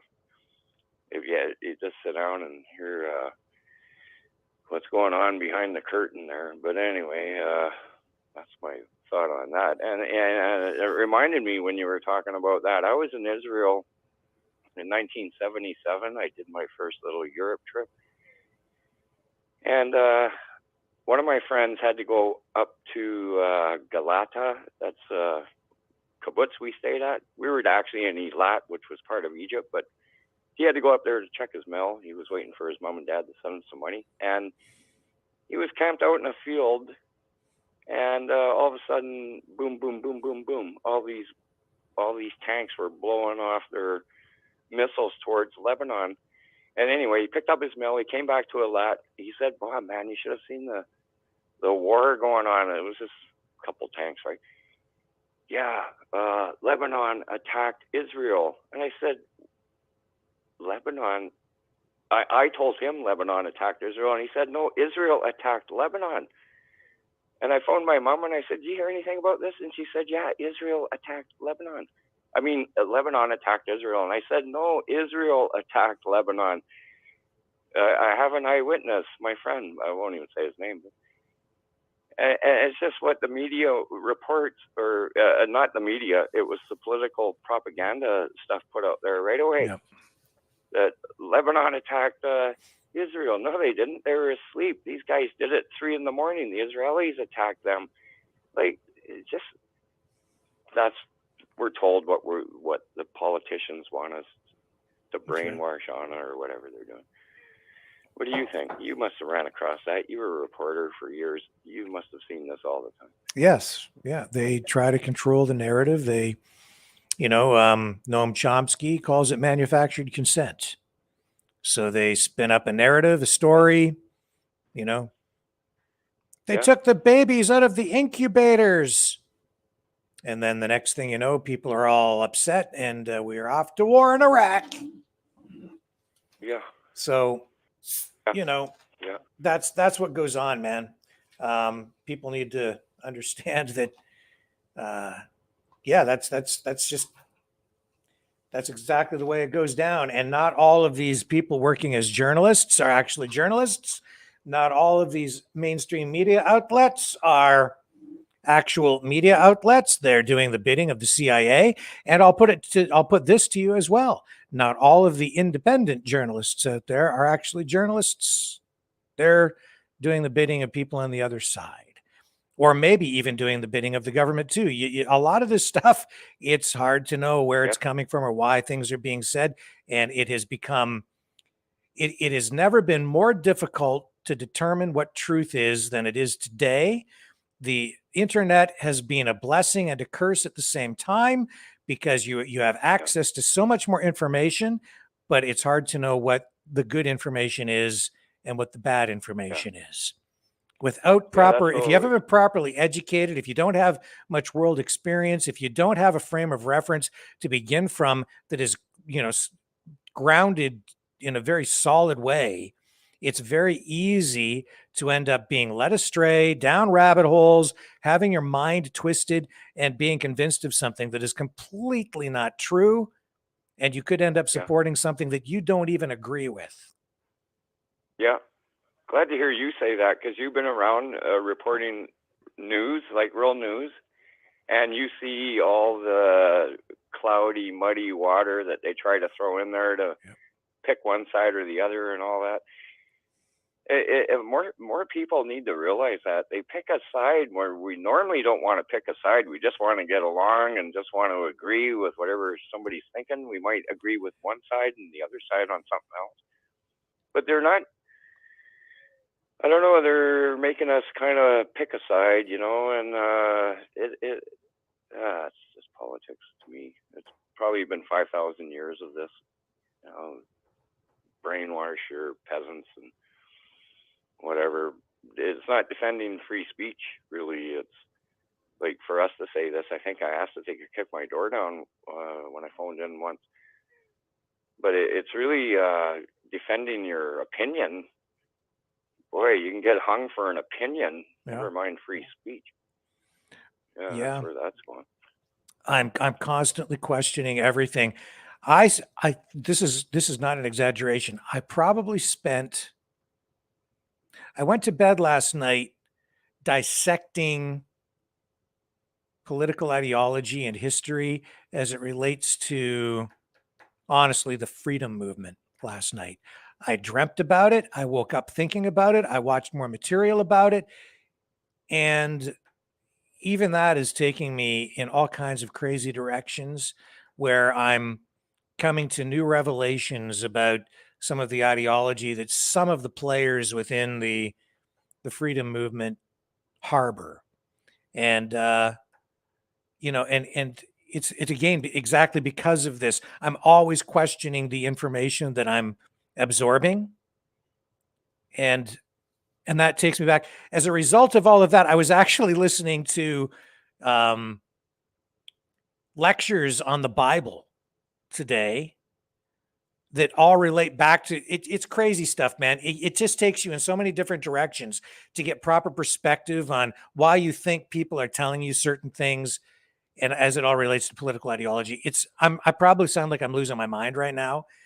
To some degree, No, I am, because actually, I'm still trying to sort stuff out, right? But well, yeah, I get that part. Yeah. but it's important, I think, that you do that if you're able to truly understand where things are coming from.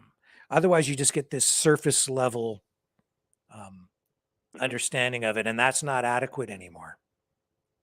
No, Anyway. it isn't. And that's what most people accept, is just that surface level amount, and they run with that. And yeah, they're not digging deep, not even scratching the surface, really. Yes. Yeah. That's your average person. They're not interested in talking politics. They want to have some fun Saturday night or whatever. They're you know, that's majority, I would say. But anyway, that aside, oh, go ahead.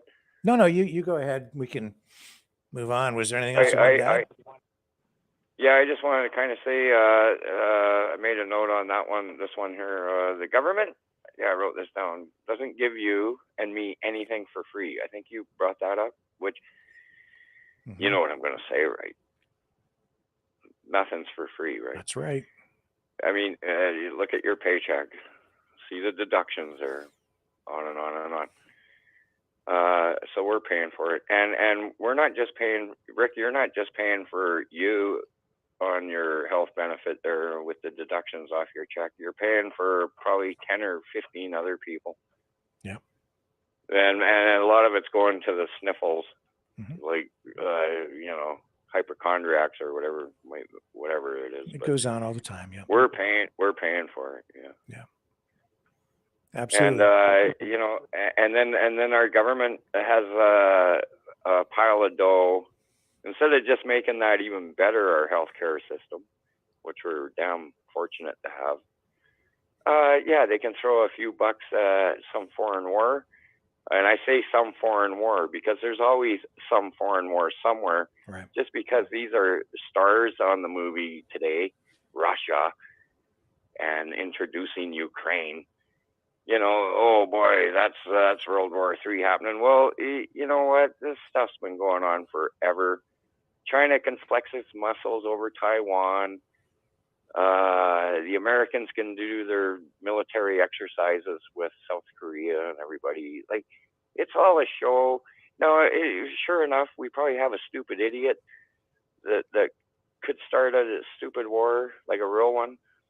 But this stuff's all show. That's how they diplomatic talk for, hey, look, I'm here. Look at all my boats, you know. It's just childish almost, but that's how the world game is played. There's no getting around it. That's just the way it is.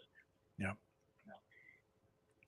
Yeah. So hopefully we can go to bed at night and wake up in the morning, you know, because there always is, you know, a lunatic out there that take it that step we don't want it to go in. But and the other thing I was thinking about was, or did you have anything to say about that? Don't you think that's a little Yeah, bit, I think you're on the money there. I think people also need to realize that when government gives you something, you pay for it with your freedom, because they take away a little bit more and more of your choice. Healthcare is a perfect example of that, right? So in Canada, we're at a point now where the government is saying, okay, Canadian, you wanted free healthcare. Here it is. It's not free, but we'll give you this healthcare system, but there's only one. And now you have to do exactly what we say, or you don't get your healthcare. So you got to get the thing in the arm, or you don't get a heart transplant. I mean, it comes down to that, and you don't have a choice. You have to get the thing in your arm, or you don't have a job. Oh yeah, right? Yeah, that's crazy. And that's because the government, because we've given so much control to the government. We've outsourced so much of our own personal responsibility. We've outsourced, all of this to government. And we've said, hey, you take care of us, government. And the government is then in turn saying, okay, we'll take care of you, but you got to do this and you got to do that. And if you don't do this, you don't get that. And you want to participate in society, you got to fall into line, or else no doctor for you. Yeah, yeah. Eroding our freedom is just a little diversion to taking away our opinions, because that's what they're going after now. Yeah. Our opinions that's our freedom of speech, our opinions. Imagine if But we they're had, doing if we had at least some private alternative that was free of government control for private healthcare. Then when the government says you got to get the thing in the arm or else, you could just say, no, I don't think so. I'm just going to go see Joe the doctor, Joe the country doctor over here, and he'll take care of me. And then the government would, oh, well, what are we going to do? Yeah. But you can't do that. Well, Not it's allowed. all about control, really. Yeah. But the control's gone to new levels, hasn't it? I mean, it's like almost like, forget about socialism. It's leaning more towards communism. It's like our way or you're behind bars kind of thing. Anyway, the government works for us. Yeah, I mean, these labels that we apply, I think they're antiquated largely, right? It comes down to authoritarianism. Just it's about levels of government control. You can call it whatever you want, but this is where we're at. Government's controlling us because it's our own damn fault. We kept demanding it. We want it for free. We want this. We want that. We want this.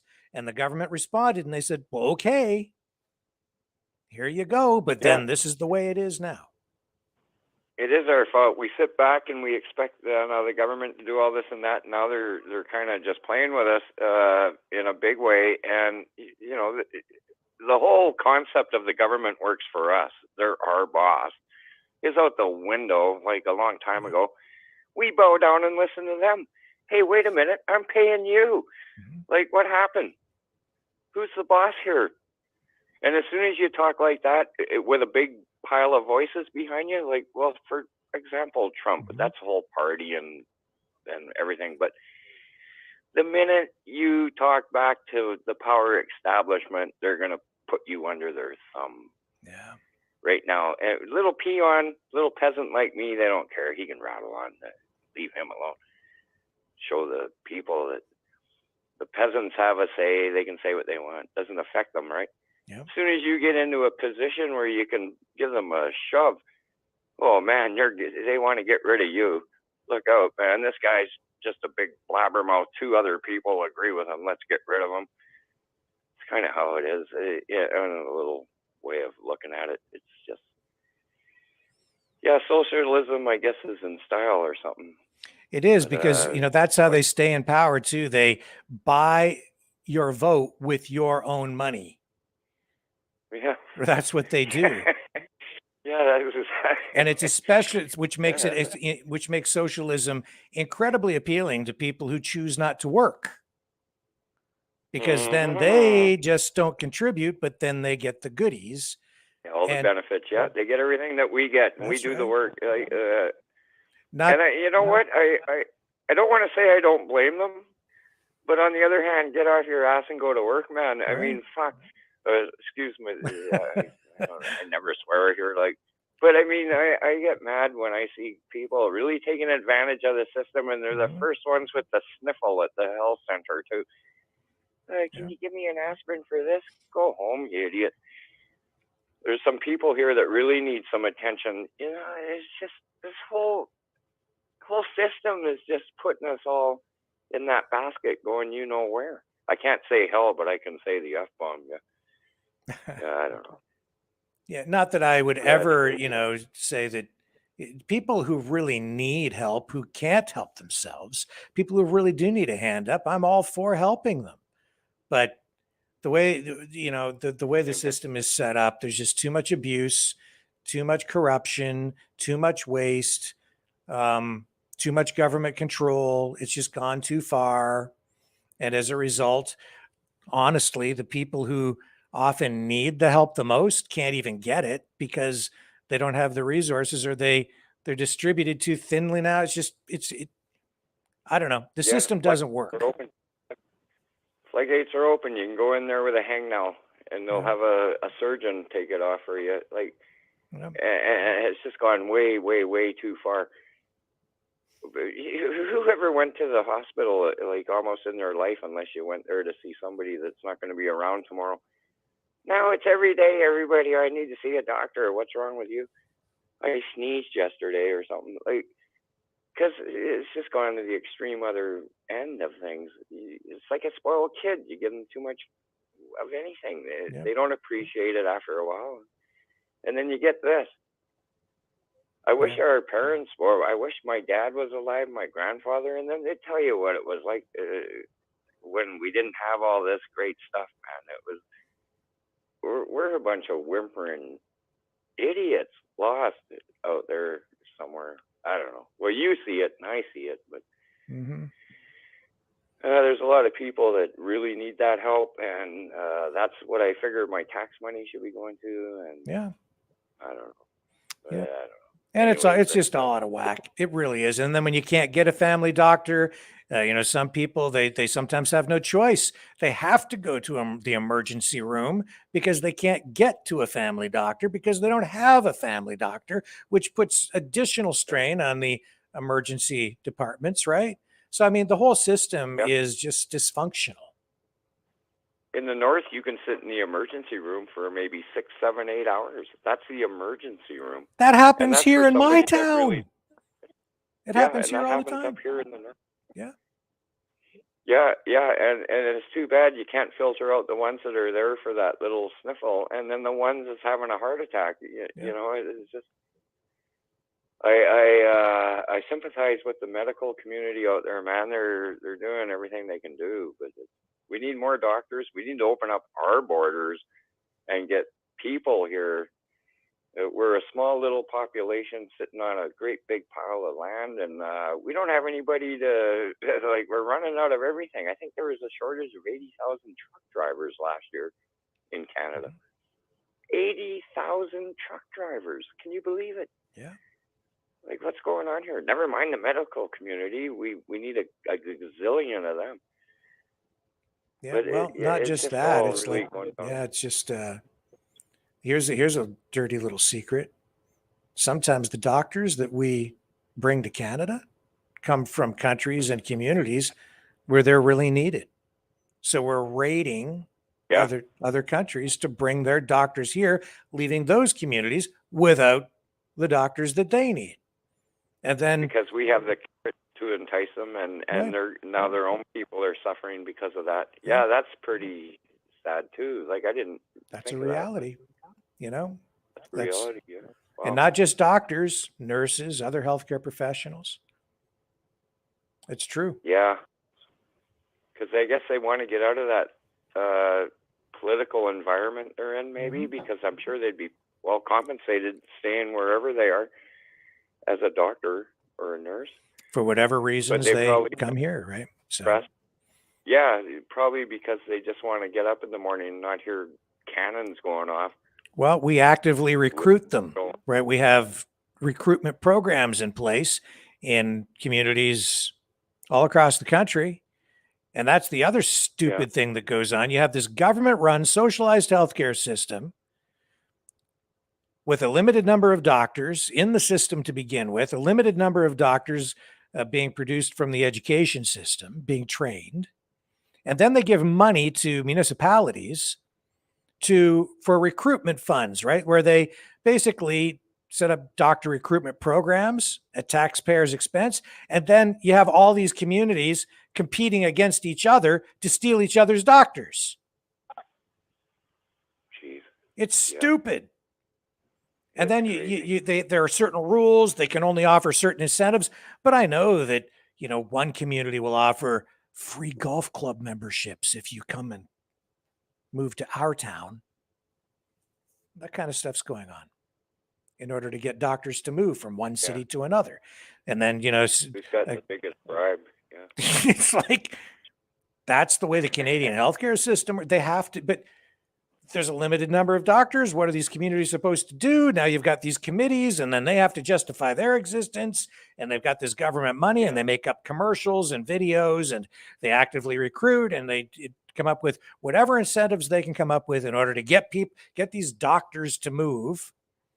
So it's this constant push and pull and tug of war between it's competition. That's what the competition amounts. That's how competition is injected into the system. That's not healthy competition. That's destructive, counterproductive.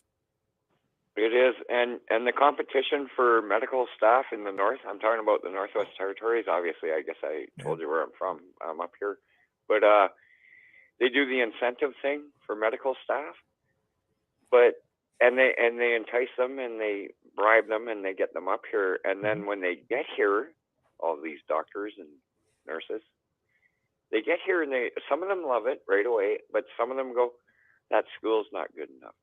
That park's not nice enough. Right. Your beach sucks. Like, there's always something else, right?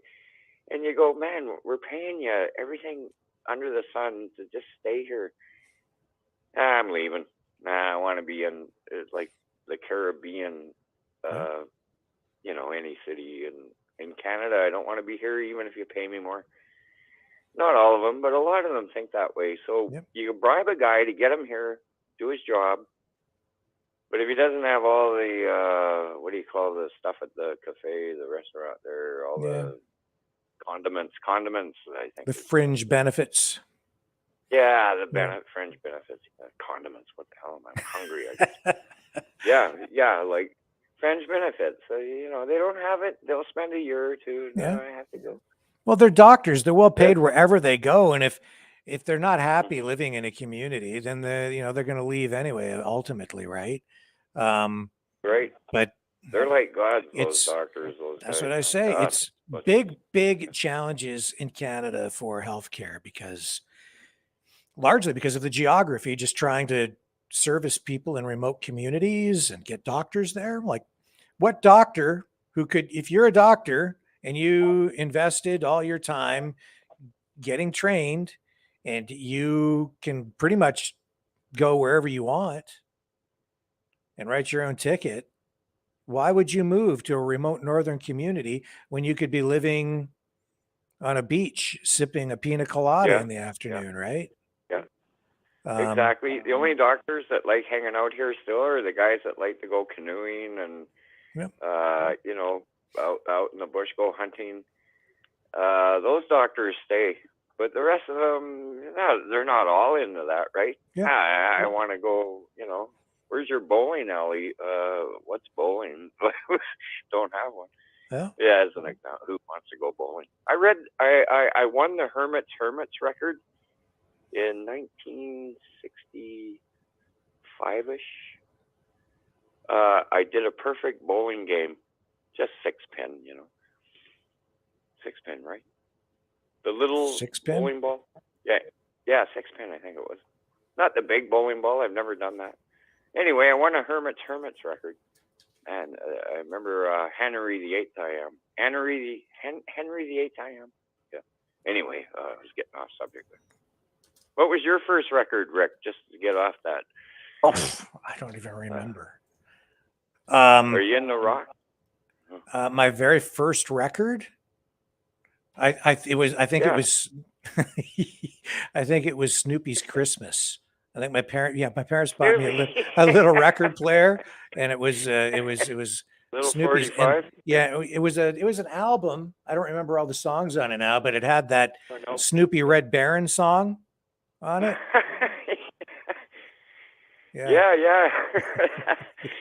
Oh man, okay. Oh man, geez, I thought you were gonna name like Led Zeppelin or something. Snoopy. Snoopy's Christmas. Yeah, right on. Yeah. Yeah, Rick. Well, it's good to kind of wind up with a bit of a laugh there, and it's good talking to you as usual. Yeah, it's been fun. Thank you. Yeah, and I think I'm going to be a sponsor there. I really love your show. I love listening to the stuff you bring up. Always makes me think, anyway. Well, thank you. So, yeah. I will look forward to the You next betcha. call, sir. Thank you very, very much. Right on. Thanks, Rick. Okay, see you. Good night. Bye. Yeah. Okay, is this Mike? No, I think it's Morgan. Oh, hello, Morgan. How are you? Hey, yeah, great. I'm a knight, and things have been going really, really well, except for what's been going on with our government. Yeah. This is insane. And what's been going on in East Palestine. I'm an occupational health and safety.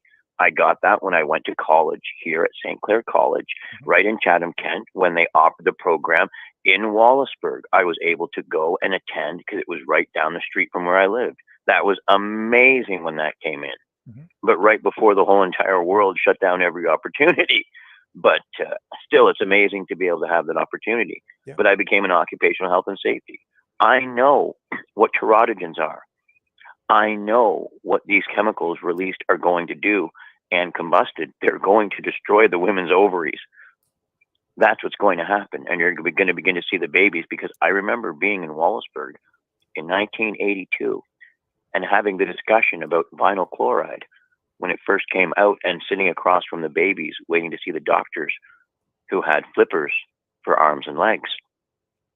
And then vinyl chloride got released in the water. I believe it was 2000, and I think it was 3 in Wallaceburg, Ontario, if I'm not mistaken, Rick.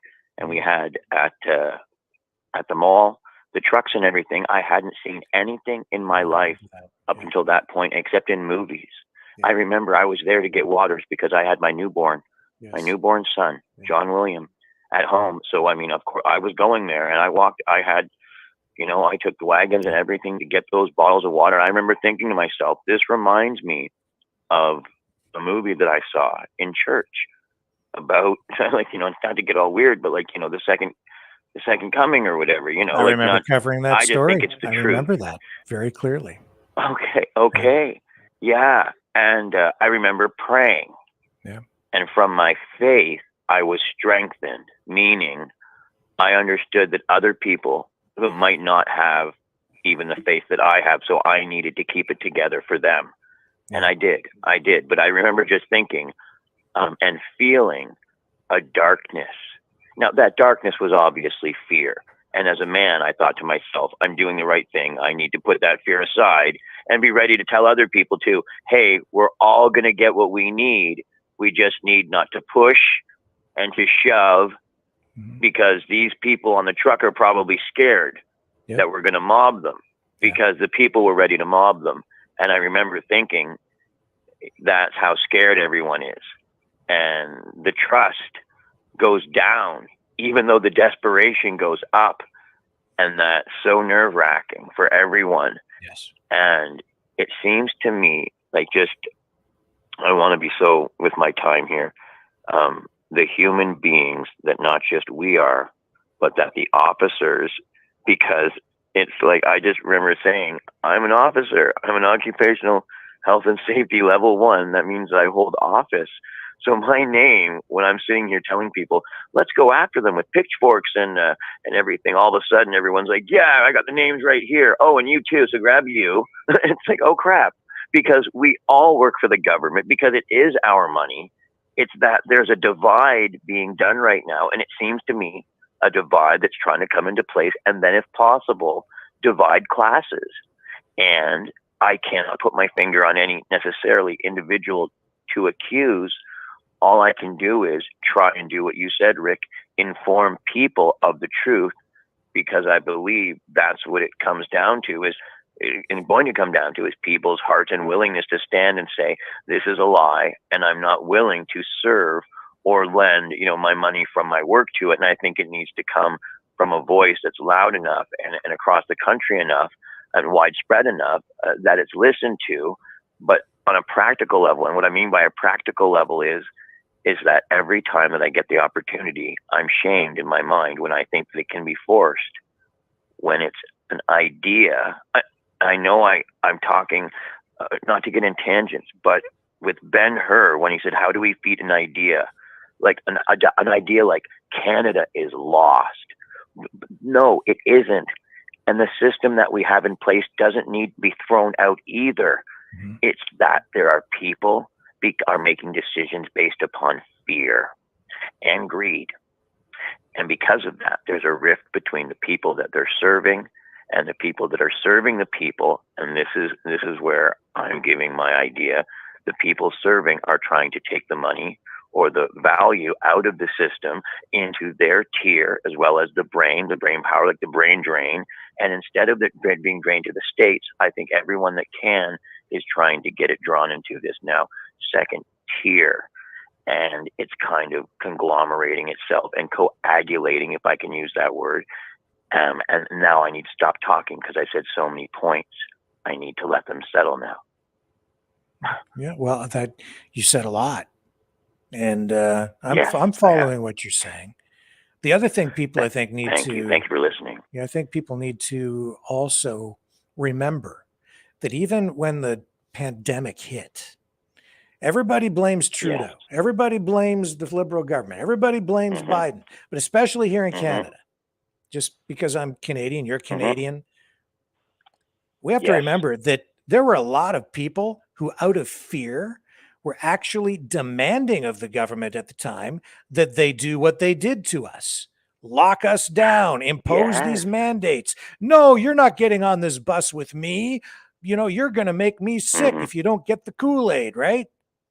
A lot of people were saying, lock me down harder, Daddy.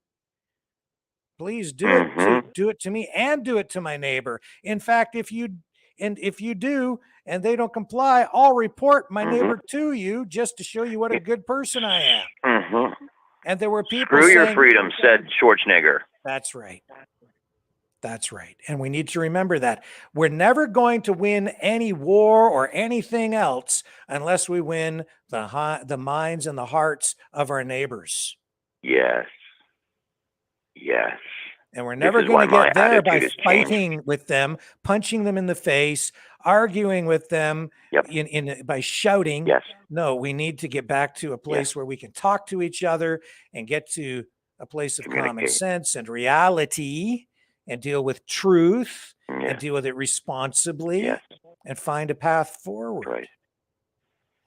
And I don't care what system gets torn down, thrown out, what system gets replaces it. It won't matter one iota if we don't get people closer to the center and working together again toward real solutions. Yes.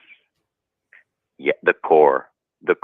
It's like the symptoms. This is where we've gotten treating the symptoms.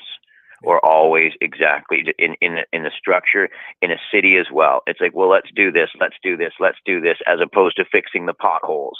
Well, let's divert down this road, this road, until the gridlock stops the ability of the body, the system, to carry on, and it has a heart attack, or you know what I'm saying. You can see where the accident is in the system by looking at it as a whole and saying, look, this is where we have, let's stop. We need to fix the core. We need to fix the core of the problem. Yeah. And you're absolutely right, which is the attitudes of the people, that they want the government to do, getting back to what you and the last caller were stating, everything for them, and just having that attitude. In general, and not being the entire solution, not just one idea, but I think responsibility is a word that needs to be looked at. But first, the awakening of the minds and the looking at each other as brothers and sisters. And I don't care if love and peace are ideas that seem old-fashioned. Then I am old-fashioned, and that is what's wrong. What is old-fashioned needs to come back into fashion, and I can't do that with my hate and my fighting. I must wait until smoke clears and then speak clearly and poignantly, and then wait to see what's said so that I'm not just a cymbal, clanging, making a lot of noise that people go, that guy's not interested in hearing what you have to say, just hearing himself talk. I don't want to be that man. Yeah. Well said, my friend. I appreciate the call. Thank you. Thank you for your Very time. much. I'm a knight. I'm calling because you let us, Rick, and you provided this platform. Thank you. Thank you. Okay, let's move on to Jen. Hello, how are you tonight? Hello. Hi, how are you? Am I on here? You are. Who do we have? Finn. But I got a delay. I'm having trouble hearing you here. Okay. Yeah, Finn. But in fairness to your audience, you guys can. It's Dawkins. I'm the one that's calling. I didn't want to call because you guys are pretty. You're closed-minded. I'll put it that way. I want to ask you, Rick. Are you Canadian? I am. Okay, because that's not entirely clear to me. Do you watch Joe Rogan at all? On occasion. Okay. What puzzles me about Joe Rogan is how he can have all these guys on his show, and the next day it's like he forgot everything. If you watch his show enough, you know what's going on. So I guess the reason why I'm asking you if you watch Showgirl, I don't even know if you're doing the same thing he is. I'm assuming you know a lot more than you let on, Rick. All right, so I need to know, as a Canadian, do you consider your platform a service to Canadians? Sure. Okay. Well, then we can agree on one thing. Because really all I'm trying to do is provide a service to Canadians. They need to know what's going on. I hear a lot of people trying to ask themselves what the hell is going on, but nobody's listening. Anyhow, October 6, 2017, does that mean anything to you? Not immediately. Why don't you enlighten me? All right. That's going to go down in history as the moment that Trump declared war. And nobody knew it. If you can recall, you can look it up. If you got YouTube, it doesn't really matter. October 6th, that's when Trump coined the term calm before the storm. And the reporters asked him, what storm, President? You call it, any of that mean anything to you? Is that coming back? I vaguely remember him saying that. All right, well, it's important. And I think your audience needs to know this. Okay? It's a service to Canadians I'm providing here. Stop attacking me for... I have anxiety issues. Please be patient with me. Yeah, we have a lot of lies here we need to wake up to, okay, guys? And I'm not saying this because this is my plan. It's not what I want. There's a big part of the plan I don't like. But all of us has a lot of digging to do if they want to know what the hell is going on. Okay, you can disagree with me if you want. That's fine. I don't care. Just don't shut me up. People need to wake up to what's going on. So October 6, 2017, Trump declared war. It was the calm before the storm. We have to start looking for patterns. The storm is a pattern. The storm's not going away, is it? And the press still don't know exactly what the calm before the storm was. That night, he posed. He had a bunch of, I think they were generals, military for sure, they're all in uniform. There was 9 on one side, 11 on the other. Do you think the photographer screwed up and just didn't keep any symmetry in the photo? Trump promised us. He was, by the end of his term, he was going to let everybody know who was behind 9/11, but he didn't do that, did he? We don't know yet. It's because Trump's not gone. He's still in charge. There's something what they call continuity of government. COG, they call it for short. The military like acronyms. So just look up COG, continuity of government. Before Trump left, he basically switched everything over to himself in the military. He kept the football. This Joe Biden you're looking at is not a real Joe Biden. Okay, It's an actor. If anybody takes the time, okay. No. take the time, Rick. Look, if you can't look, you're not providing a service to Canadians. They need to know this. I think they need to know that you're down a really severe rabbit hole. Rick, I've got facts. You got to go down the hole, not out. I'll tell you what, sir. Wait. I'll tell you what. You send me whatever information you have to back up your claims. Rick, I will try look sending you at guys it all. shit, and you guys reject it all the time. You guys reject everything I try to send you. That's not being open-minded. What do you mean I reject You everything guys you're just trying to attack send me. me? I didn't just. I'm telling you, your whole channel, you've got a team behind you to shut me down. No, I don't. No, That's not fair. Well, then you got a team behind you of very ignorant people. You need to look at the facts, Rick. All right. I You is absolutely real. try The to deal in posts are all there, facts, and and it's that's not. why if you send me the information, I will look at it. I have people sending me a lot of stuff every day, and I try to look at everything that I read as much as I possibly can. I'm an information overload, but Dakin, I'm telling you, man, I appreciate what you're trying to say, but I am telling you, My fight's not with you, Rick. you're the one being misled. Trump is not in charge. There's a lot of things, Rick. Joe Why would he Biden, continue rallying after you? Sorry, go Joe Biden is not Joe Biden. This is all about natural law. Look up what Joe Biden had to say with natural law. Joe Biden himself had warned us it was coming. Where are you getting this information from, my friend? All right, Rick, I'll let you know. I've been off work for 4 years, okay? I had a disability. I went into depression. And through that depression, I basically tried to figure out how to make sense out of life. Yeah. And all this stuff, it's all coincidental, okay? It just so happened. It's almost like it was given to me. Yeah. I'm not the one who's doing this. I'm just trying to let you know what's going on. I understand. And there's lots going on. Nothing makes sense right now because that's the way they want it.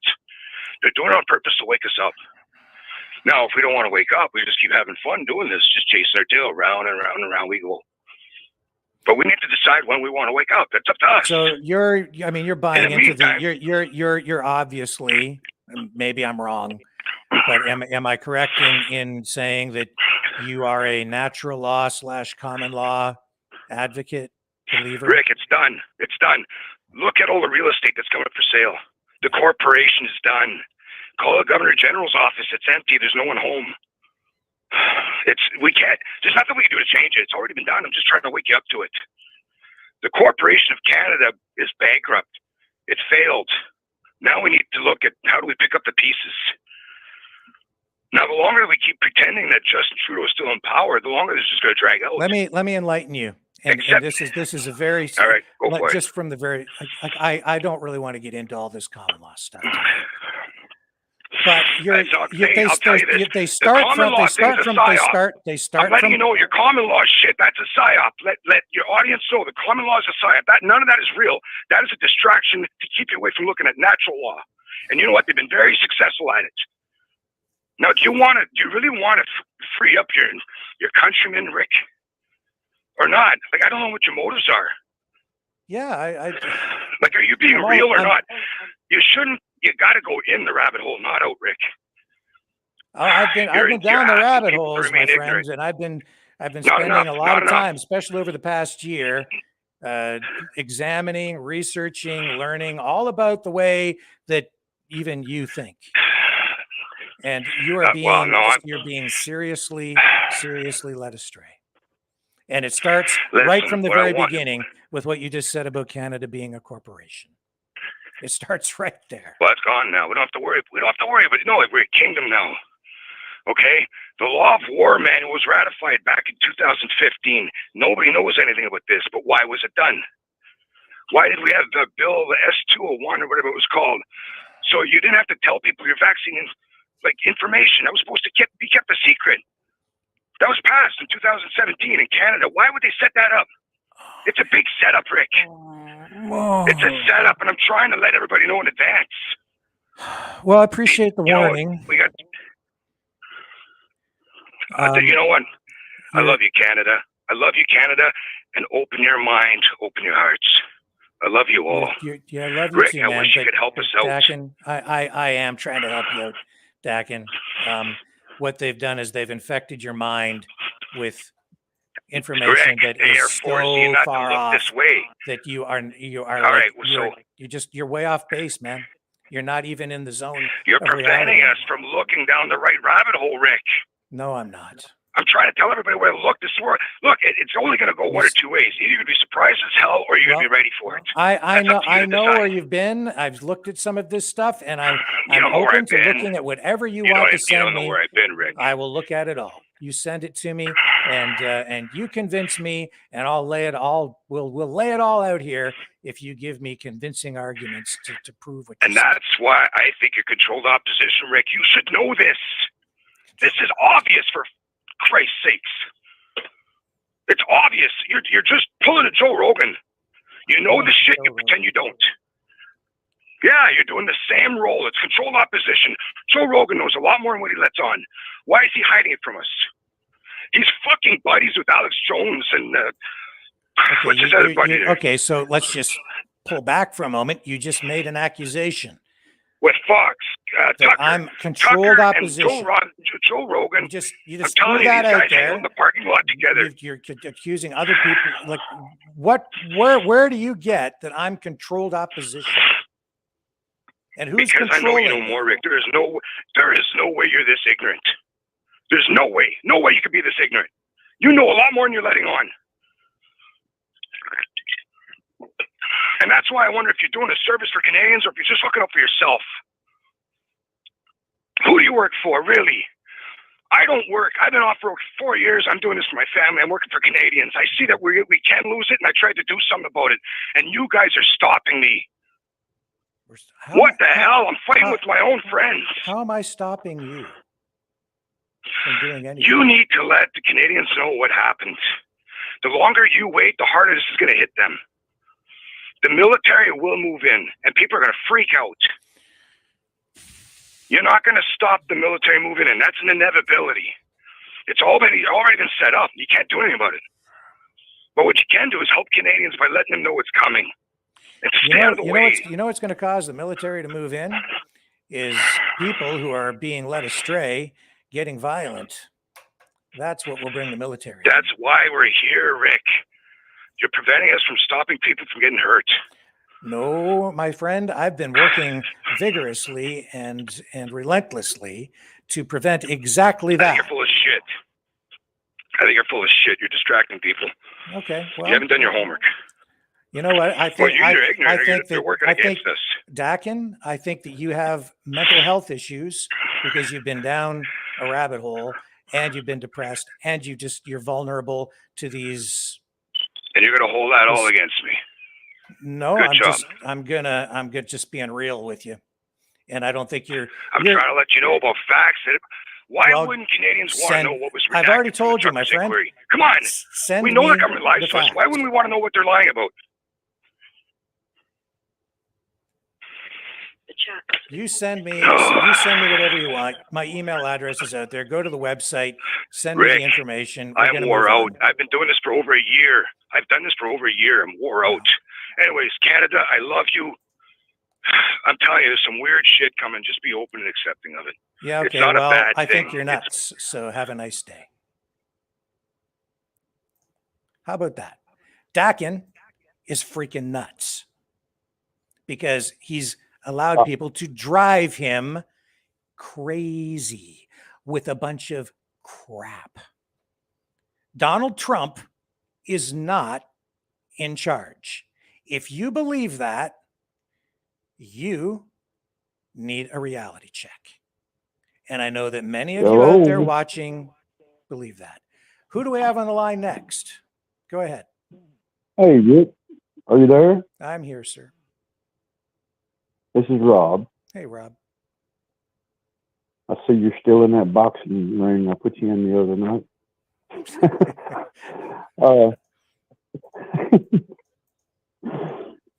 Well, you know, I'm just going to try to understand. I listen to you.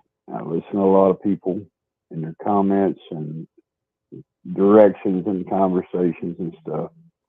And I figure I might just, if I throw you a good scoop of ice cream, if you're up for it, you know, maybe I heard you talk about.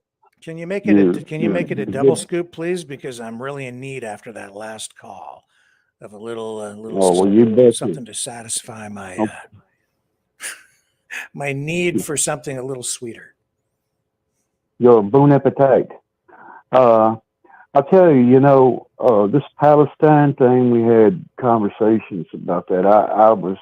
I'm passionate about what I said that night on the call in. But here's the thing. I'm just going to give you some ice cream words. I'm not going to try to explain the words. And I know that you're a good reporter. I know you're true in what you say and you're true in what you report. So I know you always got a pencil and a pen, so I'll give you a few words. Okay. And people have a tendency to forget, but some people just it's their job, you know. So I'll give you one word. It's going to be called Chernobyl. Yeah. Okay. I'm going to give you another word. It's going to be radiation. Yeah. I'm going to give you an odd word. It's going to be K9, as in dog. And then I'm going to give you another word, as in evolution. Then I'm going to give you another word. It's called laboratory. You know, that's a real interesting combination of words and research. And it stems up to what's going on in Ukraine right now, I believe. But I wish everybody the best in what they do. And I'm going to keep it short tonight, maybe give somebody else a chance. But I think that there's an angel inside Ohio, and she's the soup mama. She's one of these people in this world that's got the audacity to raise up her hand and say, "Hey, I need help on this." And Rick does too. I wished I had millions of dollars, Rick. You would be so impressed. You know, I think Rick needs some support. You know, I support you in every way that I can, secretly, of course. But I think it's people power. I think people can solve this problem. I like my world. I like Canada. I like trains, planes, and automobiles just as anybody else does. I just think that we can solve this with people problem. And I'm going to say goodnight to you, Rick. But check out those words. Use them in combination. And when the evolution, that's a scary word to combine with all of those, but it's indeed true. So I wish you a good evening, and I hope nobody calls back in yelling at you. You're controlled opposition. You're stopping me from saving the world. It's all your fault. You've got a whole team stopping me.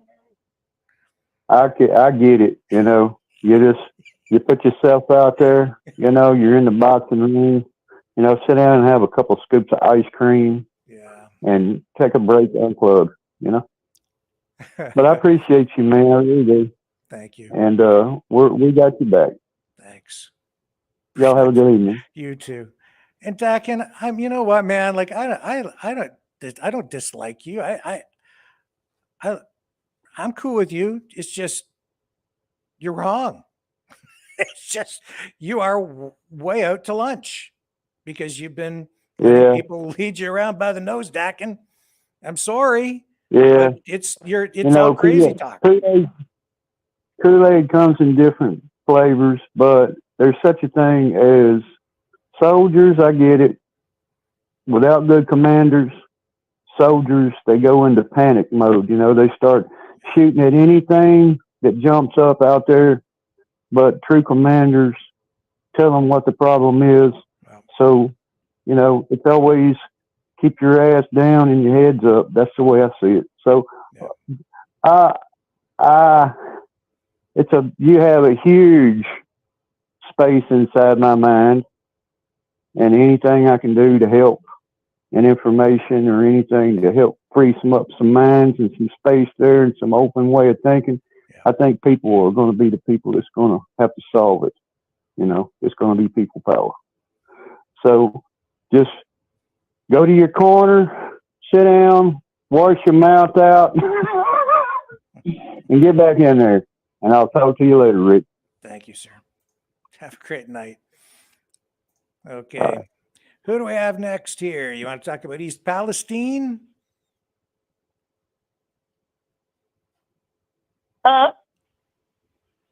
You go ahead. I've got you. Oh, you got me? I got you. Is this Heather?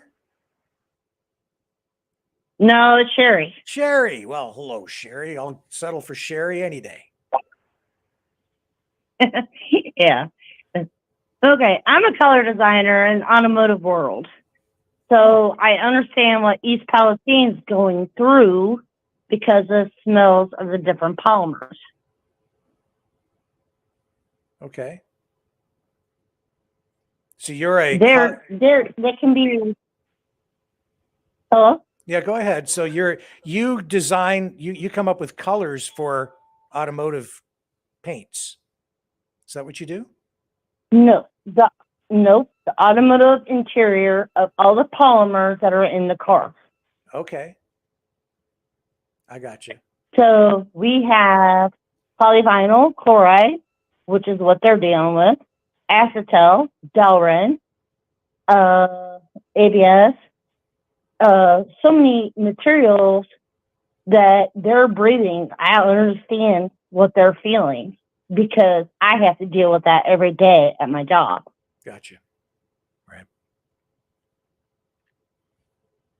And they're not saying anything different than what I breathe every day. Yep. You're exposed to it because it's part of your job.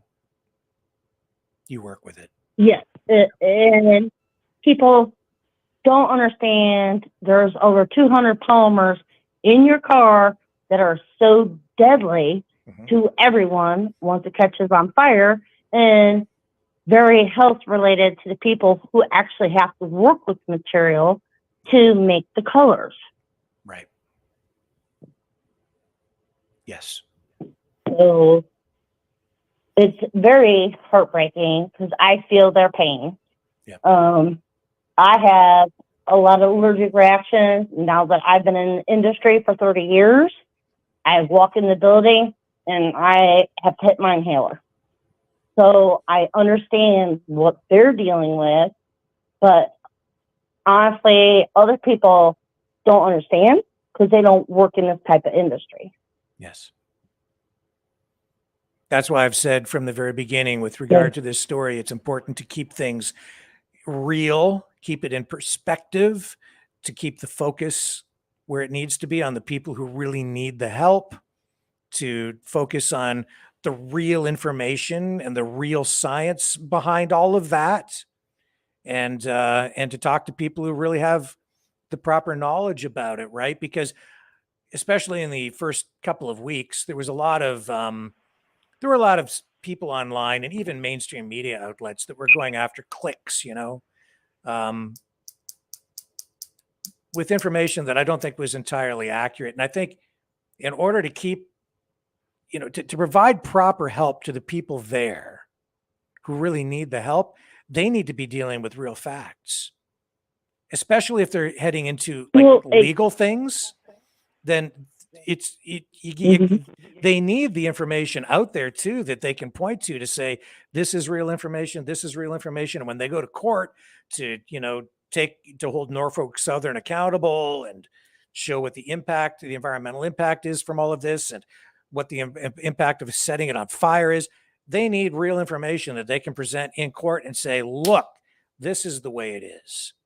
But if this is how when we're doing the color match at the molder, and if it explodes for any certain reason, we throw in a bucket of water, the polymer, because we're shooting it in as plastic, and it does explode because it's very volatile. You throw it in there and you gas it and you get out of the room as fast as you can. Yeah. So do they give you training in how you what do you do to protect yourself day to day? Do you have to wear masks with charcoal filters or fresh air supplies, or what do they give you to protect yourself? Anything? Respirators with charcoal masks. Yeah. Yeah. And is that we throw them on as soon as we can. Now, is that effective? Because I know that, for instance, in the automotive refinishing industry or even at auto plants, automotive paints, a lot of them have isocyanates in them, which are carcinogenic, and the charcoal filters are not adequate to filter that stuff out. So only a fresh air supply is enough to provide adequate air supply and protect the worker in a situation like that from those kinds of airborne chemicals from those automotive paints. So I'm not entirely familiar with what vinyl chloride is like, but do the charcoal filters absorb those chemicals? Because the isocyanates will go right through. No, they do not. And our company, unfortunately, deemed hard hats over our lung health 2 years ago during a certain episode. Our stuff, when it turns, when I say unzipped, means it goes sideways because it ran too hot, turns into tear gas. You can't breathe. You can't breathe. Your eyes are running, but yet, yeah, they're not promoting respiratories or respirators anymore. They're actually taking them away from us people. And we've got young people out there, and I'm in my 50s, and I've been around it since I was a teenager. And I just don't understand what this government is doing, because those people there are probably getting more exposure than what I have had over my lifetime. And my lungs really hurt. And I know when I'm running a certain material as soon as I come in the building. Yeah. It's money over health every day. And that's exactly what Norfolk Southern is doing. Yeah, money that's over right. health. I see exactly what you're saying. I think that you're probably right on the money, because that's generally the motivation behind the action that you see in a situation like this, where a company, a big corporation, somebody's being told, just make this problem go away the cheapest way possible. It's about money, money, money. That's what's driving it all. Well, I know. Yeah. I work for a multi-million-dollar company here, and it's like our health doesn't matter anymore. All they want is profit. And our young kids are back there inhaling these dangerous fumes and crying because it's like tear gas, but yet they promote a hard hat over respirator anymore. I don't understand this. I really don't. Yeah. So you obviously, your heart goes out to the people in East Palestine because they're living in it now.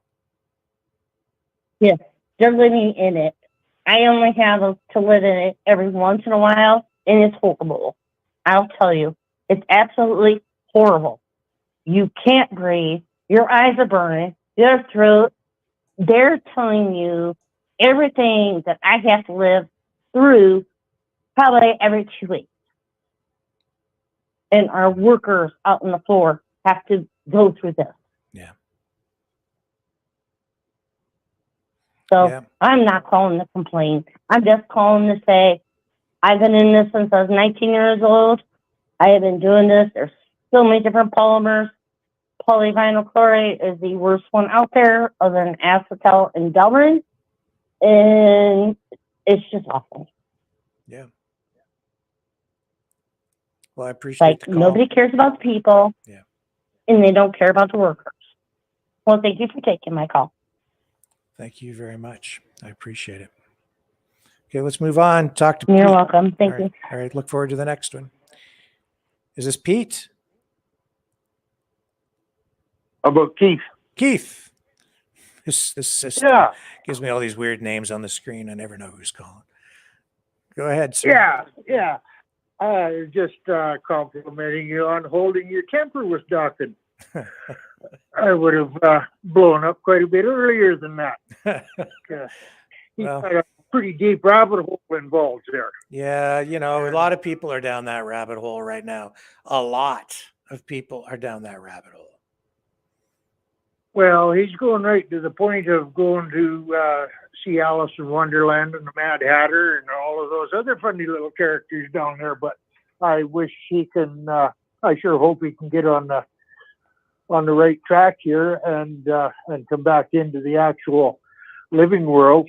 Yeah. Well, if he keeps watching, and if he's willing to keep an open mind, then maybe we can give him some real facts and some real information, and maybe we can actually explore the very issues, the very topic that he brought up tonight on another broadcast, and maybe we can help pull him back out of that rabbit hole and show him what the reality is. I'd maybe entertain doing that.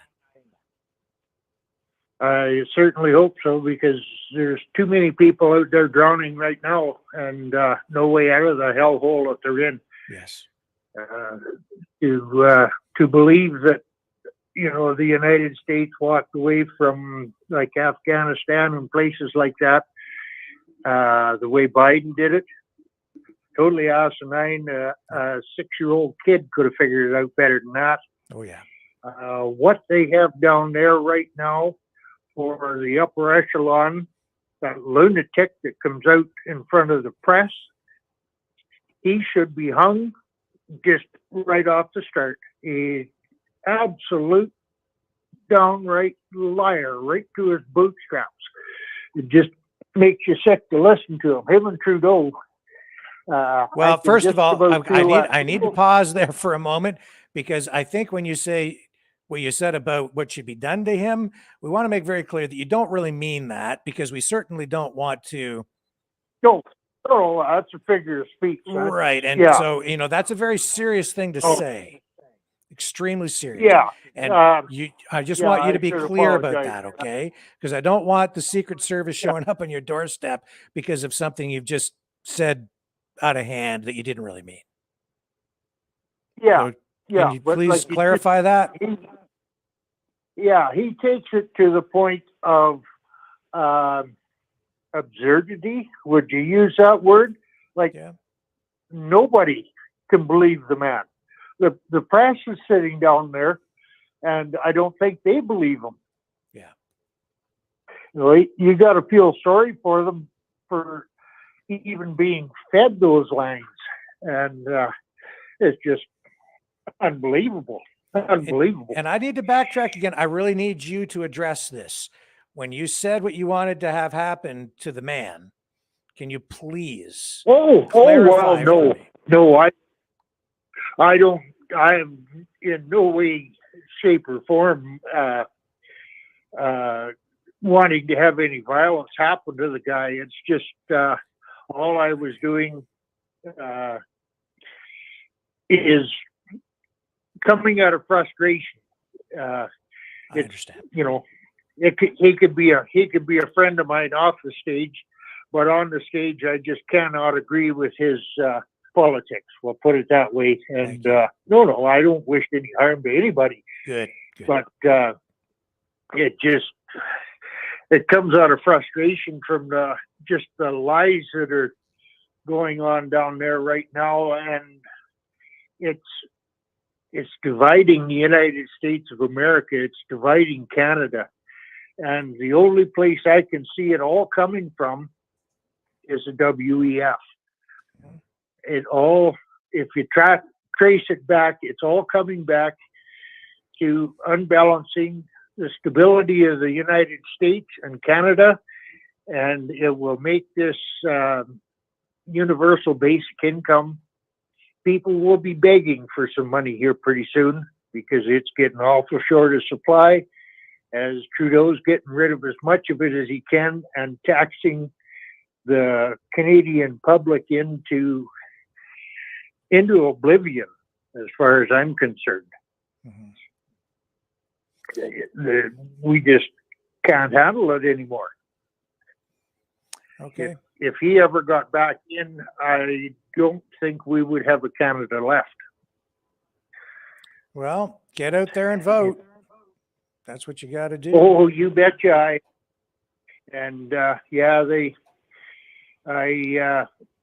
don't care who's sitting at the table. I may be a fairly unpopular fellow in my town, but it's pretty much out in this area. You know, you could run the dog for conservative and they'd get in. But I guess that's happening the same thing around Montreal and down in there for the Liberals in Toronto.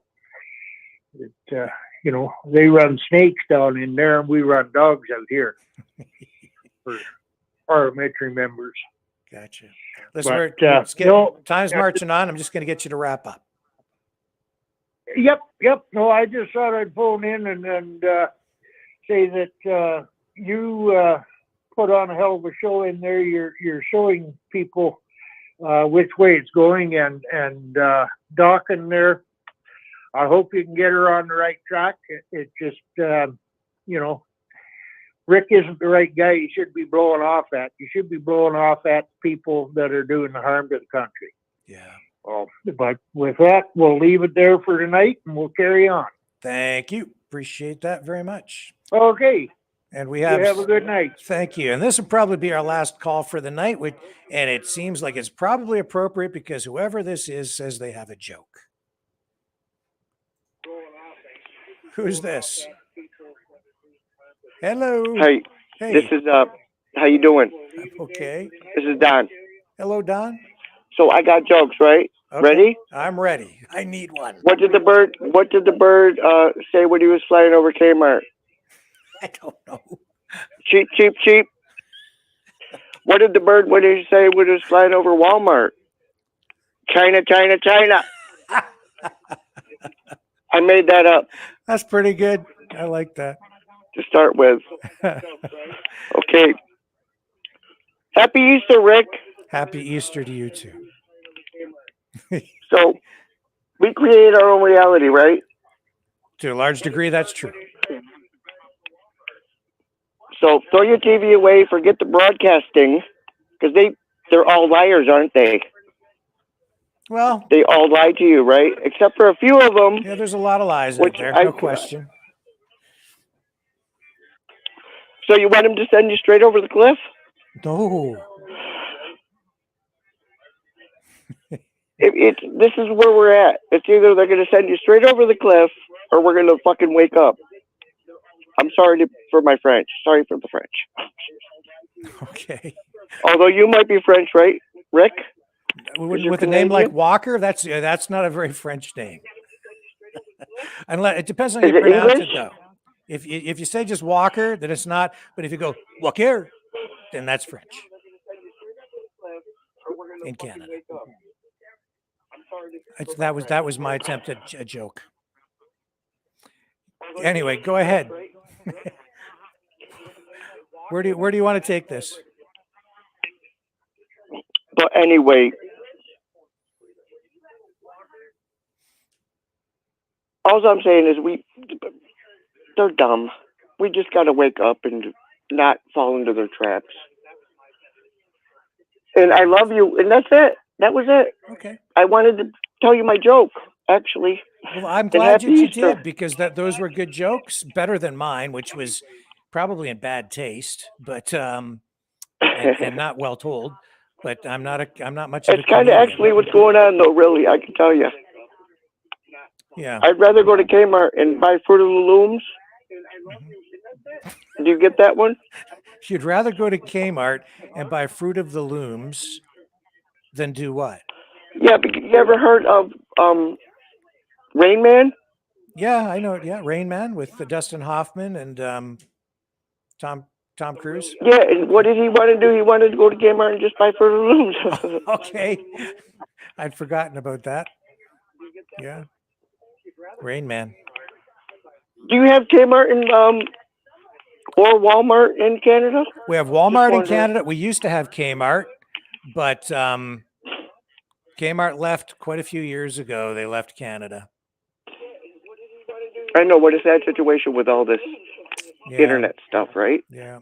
Well, all our really good box stores. Everything was changing back then, and it continues to change today. But yeah, Kmart's long gone.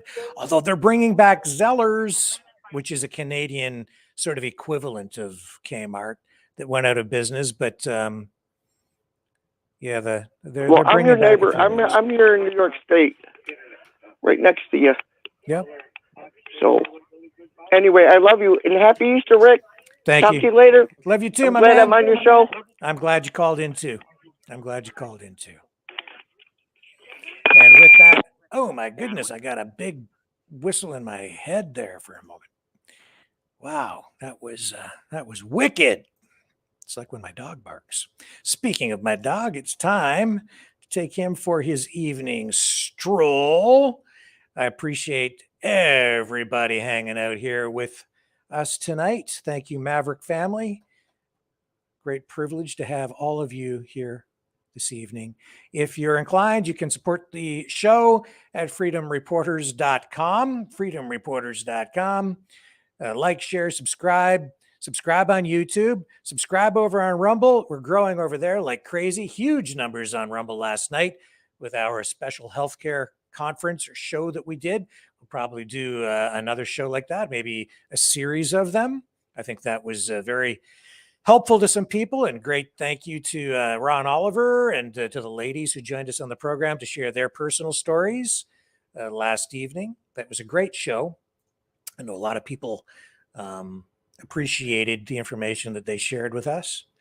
And huge thank you tonight to Soup Mama.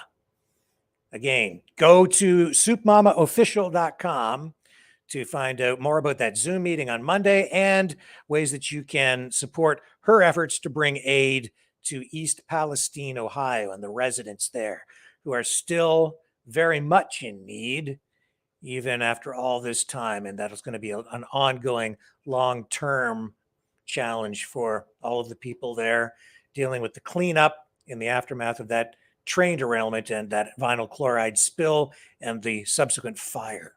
So we will be back tomorrow night, 6 p.m. Eastern Standard Time here on the Maverick News Channel, where we have the antivirus programs for your mind.